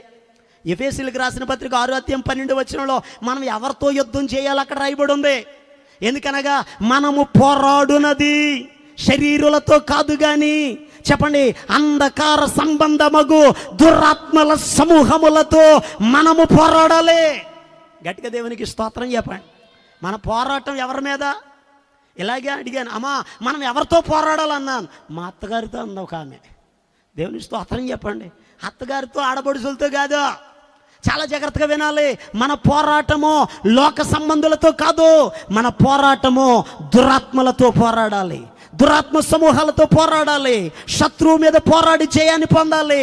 సైనికుడైనటువంటి వాడు, సైనికుడు ఉండవలసిన లక్షణం ఏమిటో ఇక్కడ రాయబడి ఉంది. తిమోతికి రాసిన 2వ పత్రిక 2వ అధ్యాయము 3-4 వచనాల్లో, క్రీస్తు యేసు యొక్క మంచి సైనికుని వలె శ్రమ అనుభవించుము. సైనికుడు ఎవడును యుద్ధమునకు పోవునప్పుడు తన్ను దండులో చేర్చుకొనిన వానిని సంతోషపరచవలెను. ఈ జీవన వ్యాపారములలో చిక్కుకొనడు. గట్టిగా దేవునికి స్తోత్రం చెప్పండి. తిమోతి, నువ్వెవరో తెలుసా? సైనికుడివి. ఈ సైనికుడిగా నువ్వు వెనుదిరగకూడదు. నీవు పోరాడినప్పుడు నియమం ప్రకారం పోరాడాలి. ఈ పోరాటంలో నీవు నిలిచి ఉండాలి. నీవు వెనుదిరగకూడదు. ఎవరైతే నిన్ను పిలిచారో, ఎవరైతే ఏర్పాటు చేశారో, ఎవరైతే రక్షణనిచ్చారో ఆ ప్రభువు కొరకు, ఆ ప్రభువును సంతోషపెట్టుటకు నీవు నిలబడు. దేవునికి స్తోత్రం చెప్పండి. మనమందరం సైనికులం. సైనికులమైన మనం, చెప్పండి, ఎవరిని సంతోషపరచాలి? మన దేవుణ్ణి సంతోషపరచాలి. మన దేవుని కొరకు నిలబడాలి. మన దేవుని కొరకు పోరాడాలి. ఎందుకనగా మన రాజ్యము ఈ లోక సంబంధమైనది కాదు, మన రాజ్యము పర సంబంధమైనది. ఎందుకనగా మనం సిద్ధపడేది పరలోకం చేరడం కొరకు. గట్టిగా దేవునికి స్తోత్రం చెప్పండి. హల్లెలూయా. ప్రతి సంఘములో విశ్వాసి ఒక సైనికుడు వలె నిలబడాలి. సైనికుడికి ఉండవలసింది ఏంటో తెలుసా? ఐక్యత ఉండాలి. ఐక్యత కలిగి పోరాడాలి. కలిసి దేవుని కొరకు పనిచేయాలి. దేవుని రాజ్యము కట్టుట కొరకు ఎవరైతే ఐక్యత కలిగి పని చేస్తారో ఆ సంఘాల అభివృద్ధి అవుతాయి. గట్టిగా దేవుని స్తోత్రం చెప్పండి. పరిశుద్ధ గ్రంథంలో రాయబడి ఉంది. కొరింథు సంఘమును గురించి క్లోయో ఇంటి వారి ద్వారా పౌలయ్య గారు తెలుసుకున్నాడు. ఆ సంఘంలో భేదాలు ఉన్నాయట, విభేదాలు ఉన్నాయి. కొందరేమో పౌలు వాడని అంటున్నారు, కొందరు అప్పుల్లో వాడని అంటున్నారు, కొందరు పేతురు వాడని అంటున్నారు, కొందరు యోహాను వాడని అంటున్నారు, కొందరు యేసయ్య వాడని అంటున్నారు. నేనంటాను, ఇన్ని వాడలు అక్కర్లేదు. మనం అందరము కూడా యేసయ్య కొరకే పని చేయాలి. గట్టిగా దేవుని స్తోత్రం చెప్పండి. మన రాజు ఆయనే, మన సైన్యాధిపతి ఆయనే, మన నాయకుడు ఆయనే. ఆయనను చూస్తూ విశ్వాసమునకు కర్తయు దానిని కొనసాగించువాడునైనా యేసు వైపు చూచుచు ఈ పోరాటములో, ఈ యుద్ధములలో దేవుని కొరకు నిలబడాలి. అంచె దినాల్లోకి వచ్చేసాం. బహుభయంకరమైన దినాల్లో మనమున్నాం. ప్రతికూల పరిస్థితులు ఎదురవుతున్నాయి. సంఘాలను పాడు చేయడానికి అనేక మంది కనిపెడుతున్నారు. ఈ అంచె దినాలలో ప్రియ దేవుని బిడ్డలారా, దేవుని సంఘము పిరికి వారిగా కాదు, ఒక సైనికుని వలె నిలబడాలి. సంఘము కొరకు, సేవకుని కొరకు, ఆత్మల రక్షణ కొరకు, దేవుని పరిచర్య కొరకు ఎవరైతే నిలబడతారో ఆ సంఘాలు అభివృద్ధి చెందుతాయి. గట్టిగా దేవునికి స్తోత్రం చేయలేదా? హల్లెలూయా. చివరి దినాలువి. దేవుని వాక్యం చెప్తుంది, సహోదరుల ఐక్యత కలిగి నివసించుట ఎంత మేలు, ఎంత మనోహరమో. ఎందుకనగా ప్రియ దేవుని బిడ్డలారా, ఏ సంఘముల ఐక్యత ఉంటుందో ఆ సంఘములో దేవుని కార్యాలు జరుగుతాయి. ఏ సంఘముల ఐక్యత ఉంటుందో అక్కడ ఆశీర్వాదం ఉంటుంది. ఏ సంఘముల ఐక్యత ఉంటుందో అక్కడ పరిశుద్ధాత్ముడు దిగి వస్తాడు. ఏ సంఘముల ఐక్యత ఉంటుందో దేవుడు గొప్ప కార్యాలు జరిగిస్తాడు. ఈరోజు ఈ చివరి దినాలలో దేవుని సంఘము ఎముక ఎలా సైన్యముగా మారిందో, ఆ ఎముకలు ఎవరివి? బయటోళ్ళవి కాదట. కింద రాయబడిన మాట, ఆ ఎముకలు ఇశ్రాయేలీలను సూచించుచున్నవి. గట్టిగా దేవుని స్తోత్రం చెప్పండి. ఇశ్రాయేలీలు అనగా దేవుని ప్రజలు, ఇశ్రాయేలు అనగా దేవుని చేత ఏర్పరచబడిన వారు, ఇశ్రాయేలు అనగా పాపములను ఒప్పుకున్నవారు. ఒకప్పుడు ఆయన పేరు యాకోబు. ఎప్పుడైతే దేవుని దగ్గరకు వచ్చి పాపాన్ని ఒప్పుకున్నాడో, అయ్యా నేను మోసగాడిని అయ్యా, నా జీవితము మోసపూరితమైనది అని చెప్పాడో, ప్రభు అంటున్నారు, ఈ రోజు నుండి నీ పేరు యాకోబు కాదు, ఇశ్రాయేలుగా మార్చాడు. ఇశ్రాయేలు అనగా ఎవరో తెలుసా? పాపములను ఒప్పుకొని మార్పు చెంది మారు మనసు పొందిన ప్రతి ఒక్కరూ ఇశ్రాయేలీడే. గట్టిగా స్తోత్రం చెప్పండి. ఆ ఇశ్రాయేలీలు ఎలా మారారట? దేవుని కొరకు సైన్యముగా మార్చబడ్డారు. గట్టిగా దేవునికి స్తోత్రం చేయలేదా? ఎముకలు చేయవలసిన పని. యేసయ్య ఎముక విరుగగొట్టబడలేదు. కారణం ఏంటో తెలుసా? ఆ ఎముక యేసు కొరకు సాక్షిగా నిలబడాలి. రెండవ మాట, ఆ ఎముక ఆధ్యాత్మిక జీవితంలో చచ్చిన వారిని బ్రతికించే వారిగా ఉండాలి. మూడవ మాట, ఆ ఎముక యేసు కొరకు సైన్యముగా నిలబడాలి. నాలుగవదిగా యెషయా గ్రంథం 66వ అధ్యాయము 14వ వచనం, మీరు చూడగా మీ హృదయము ఉల్లసించును, మీ ఎముకలు చెప్పండి లేత గడ్డి వలె బలయాలి. అనగా బలమైనవిగా మార్చబడాలి. దేవునికి స్తోత్రం చెప్పండి. గట్టిగా దేవునికి స్తోత్రం చేయలేదాం. ఎముకకు ఉండవలసిన 4వ లక్షణం ఏంటో తెలుసా? బలహీనంగా కాదు, దేవుని కొరకు బలాఢ్యులుగా మార్చబడాలి, బలవంతులుగా మార్చబడాలి. ఎవరు బలవంతులు అవుతారు? వాక్యం చెప్తుంది, యెహోవా కొరకు ఎదురు చూచువారు నూతన బలమును పొందేదరు. ఎవరైతే దేవుని కొరకు ఎదురు చూస్తారో, దేవుని మీద ఆధారపడతారో, దేవునిని ఆశ్రయిస్తారో వారు బలాన్ని పొందుకుంటారు, బలపరచబడతారు. వాక్యంలో అందుకే రాయబడి ఉంది, పౌలు భక్తుడు అంటాడు, నన్ను బలపరుచు వాని యందే సమస్తము చేయగలనని చెప్పాడు. ఈ రాత్రి మాటలు వింటున్న ప్రియ దేవుని బిడ్డలారా, దేవుని కొరకు బలవంతులుగా మారదాం. సాక్ష్యం ఇవ్వడానికి బలవంతులుగా మారదాం. ఆత్మీయతలో ఎదగడానికి బలవంతులుగా మార్చబడదాం. దేవునికి ఇవ్వడానికి బలవంతులుగా మార్చబడదాం. పరిచర్య చేయడానికి బలవంతులుగా మార్చబడదాం. ఆరాధించడానికి బలవంతులుగా మార్చబడదాం. ఎందుకనగా బలహీనుడు పడిపోతాడు. పడిపోయే వారిగా ఉండకూడదు. యేసయ్య రాబోతున్నాడు. స్థిరపరచబడాలి, నిలబడాలి, వెనుదిరగని వారిగా ఉండాలి. క్రీస్తు కొరకు బలాఢ్యులుగా మార్చబడితే ప్రభు మనలను వాడుకుంటాడు. దేవునికి స్తోత్రం చేయలేదా? అందుకే తిమోతితో అంటాడు పౌలయ్య గారు, తిమోతి, క్రీస్తు యేసునందున్న కృప చేత నీవు బలవంతుడవు కమ్ము అని అన్నారు. ఈ రాత్రి మాటలు వింటున్న ప్రియ దేవుని బిడ్డలారా, యేసయ్య కొరకు బలవంతులుగా, ఆయన సంఘము బలహీనమైనది కాదు, ఆ సంఘం బలమైంది. గట్టిగా స్తోత్రం చెప్పండి. లోకానికి అర్థం కావట్లేదు, వీళ్ళు బలహీనులే, వీళ్ళు ఏం చేయలేరులే, వీళ్ళ వల్ల కాదులే అని ఈరోజు సంఘాన్ని చెదరగొట్టడానికి, సంఘానికి హింసలు తీసుకొచ్చి చెదరగొట్టాలని చూస్తున్నారు. క్రైస్తవ్యానికి ఉన్న మొదటి నుండి ఉన్న గుణం ఏంటో తెలుసా? ఎంత చెదరగొడితే, ఎంతగా హింసిస్తే, ఎంతగా బాధలు పెడితే అంత బలమైనదిగా లేచింది. గట్టిగా దేవునికి స్తోత్రం చేయలేదా? హల్లెలూయా. ప్రియ దేవుని యొక్క బిడ్డలారా, క్రీస్తు కొరకు బలవంతులుగా మార్చబడదాం. వాక్యంలో రాయబడి ఉంది, ఆయన ఎముకలలో ఒక్క ఎముకైనా విరవబడలేదు. ఈ ఎముక ఎవరు? పస్కా గొర్రె పిల్ల ఎముక విరవబడకూడదు. యేసయ్య ఎముక ఎందుకు విరవబడలేదు? ఆనాడు ఆదాము ఎముక ఎలా స్త్రీగా మార్చబడిందో, స్త్రీ సంఘానికి సాదృశ్యంగా ఉంది. ఆ సంఘానికి ప్రభువే శిరస్సు గనుక ప్రియ దేవుని బిడ్డలారా, సంఘము అనబడిన ఎముక క్రీస్తు కొరకు సాక్షిగా ఉండాలి. సంఘము అనబడిన ఎముక ఆత్మీయ జీవితములో చచ్చిన వారిని బ్రతికించాలి. సంఘము అనబడినటువంటి ఎముక దేవుని కొరకు సైన్యముగా నిలబడాలి. సంఘము అనబడిన ఎముక బలాఢ్యులుగా మార్చబడాలి. ఈ రాత్రి మన జీవితంలో దేవుని కొరకు సాక్షులుగా నిలబడి, ఆయన కొరకు అనేకులను బ్రతికిస్తూ, ఆయన కొరకు సైన్యముగా నిలబడి బలమైన కార్యాలు చేద్దాం. అందరూ తలలు వంచండి. ప్రభువా, ఈ రాత్రి నీ మాటలను విన్నామయ్యా. ఎముక చేయాల్సిన పనులేంటి విన్నాం. మా కొరకు నువ్వు గాయపరచబడ్డావు, మా కొరకు అవమానాన్ని పొందావు, మా కొరకు హింసించబడ్డావు. ఒక్కసారి యేసయ్య శిలువ శ్రమలను జ్ఞాపకానికి తెచ్చుకుందాం. ఈరోజు మనం ఏం చేయాలో నేర్చుకున్నాం. ఒక చిన్న ప్రార్థన. ప్రభువా, నా కొరకు నలుగు కొట్టబడ్డావయ్యా, రక్తం కార్చావయ్యా, హింసించబడ్డావయ్యా, అవమానాన్ని పొందావయ్యా, ముళ్ళ కిరీటం ధరించావయ్యా, కొరడా శిక్ష అనుభవించావయ్యా. నీవు గాయపరచబడ్డావు కానీ ఎముకకు దెబ్బ తగలనివ్వలేదయ్యా. నన్ను కాపాడేవయ్యా, నన్ను రక్షించేవయ్యా. ఈరోజు నేనేం చేయాలో తెలుసుకున్నానయ్యా. ఎవరైతే బాధలలో ఉన్నారో, ఎవరైతే శ్రమలలో ఉన్నారో, నీవు చూచే దేవుడవట అయ్యా, నువ్వు రక్షించే దేవుడవయ్యా, నువ్వు ఆదరించే దేవుడవయ్యా, చేయి పట్టుకునే దేవుడవయ్యా.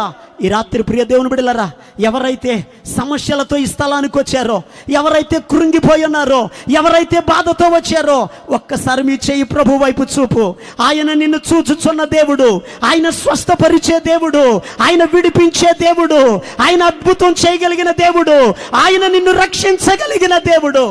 మనుషుల వైపు చూసే ఇప్పటి వరకు మనుషుల వైపు చూడొద్దమ్మా. నీ చేయి పట్టుకుని దేవుని వైపు ఒక్కసారి నువ్వు చూడగలిగితే, ఆయన వైపు నీ చేయి చాపగలిగితే, యేసయ్య నీ చేయి పట్టుకుంటాడు, యేసయ్య నీ చేయి పట్టుకుంటాడు, యేసయ్య నీ కన్నీరు తుడుస్తాడు. ఈ రాత్రి ప్రభు నిన్ను స్వస్థపరచబోతున్నాడు. ఈ రాత్రి ప్రభు నిన్ను విడిపించబోతున్నాడు. ఈ రాత్రి నీ జీవితంలో అద్భుతాలు జరగబోతున్నాయి. దాటిపోయే దేవుడు కదా. ఒక్కసారి చేయి చూపి, యేసయ్యా, నువ్వు దాటిపోయే దేవుడు కాదయ్యా. దావీదు కుమారుడా, నన్ను దాటిపోవద్దయ్యా. ఈ రాత్రి నీవు నన్ను విడిపించు నాయనా. ఈ రాత్రి నా బంధకాలలో నుండి నాకు విడుదల కావాలయ్యా. నీవు దాటిపోని దేవుడవయ్యా, చూచే దేవుడవయ్యా. ఈ రాత్రి విడుదల సమయం ఇది. ఈ రాత్రి ప్రభు నిన్ను విడిపించే సమయం ఇది. ఈ రాత్రి నీ కన్నీరు తుడవబడే సమయం ఇది. ఒక్క మాట ప్రభుతో చెప్దాం, ఒక్క మాట ప్రభుతో చెప్దాం. ప్రభువా, ఈ రాత్రి నీవు నన్ను విడిపించయ్యా.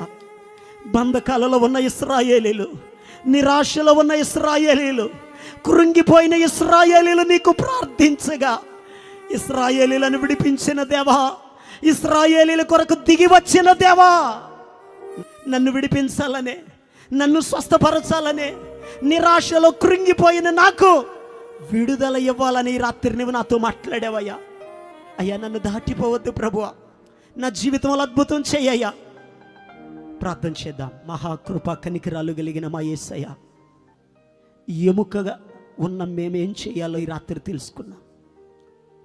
ఇశ్రాయేలీలు బానిసత్వంలో ఉన్నారు, బంధకాలలో ఉన్నారు.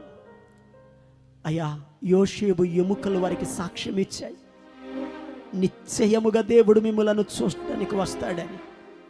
నిజమే, వారు ప్రార్థించినప్పుడు నీవు వచ్చావయ్యా, వారిని విడిపించావు నాయనా. ఈ రాత్రి స్థలములో ఇశ్రాయేలీల వలె ఎవరైతే బానిసత్వంలో ఉన్నారో, ఎవరైతే బంధకాలలో ఉన్నారో, ఎవరైతే చెప్పుకోలేని స్థితిలో నలిగిపోతున్నారో, అయ్యా, నీ బిడ్డలను చూచుచున్న దేవుడవయ్యా. ఈ రాత్రి బిడ్డలకు విడుదల కలుగును గాక. ఈ రాత్రి బిడ్డలకు స్వస్థత కలుగును గాక. అప్పు బాధలలో ఉన్న బిడ్డలకు ఈ రాత్రి నాయనా వారి పక్షముగా నీ కార్యములు జరుగును గాక. ఆ రుణ బంధకాల్లో నుండి విడిపించబడ్డానికి ద్వారాలు తెరువబడును గాక. కుడి అన్న బిడ్డలందరినీ దీవించండి అయ్యా. సంఘము సాక్షిగా నిలబడాలి. సంఘము చచ్చిన వారిని బ్రతికించే వారిగా ఉండాలి. సంఘము నీ కొరకు సైన్యముగా నిలబడాలి. సంఘము బలమైన వారిగా మార్చబడాలయ్యా. పాపములో శాపములో చచ్చిన వారిని బ్రతికించుదురుగాక, బలమైన కార్యములు చేయుదురుగాక, నీ కొరకు సాక్షులుగా నిలబడుదురుగాక. అట్టి కృప నీ బిడ్డలమైన మాకందరికి అనుగ్రహించండి. యేసు నామం పేరిట ప్రార్థించి అడిగి పొందుకుని ఉన్నాము తండ్రి.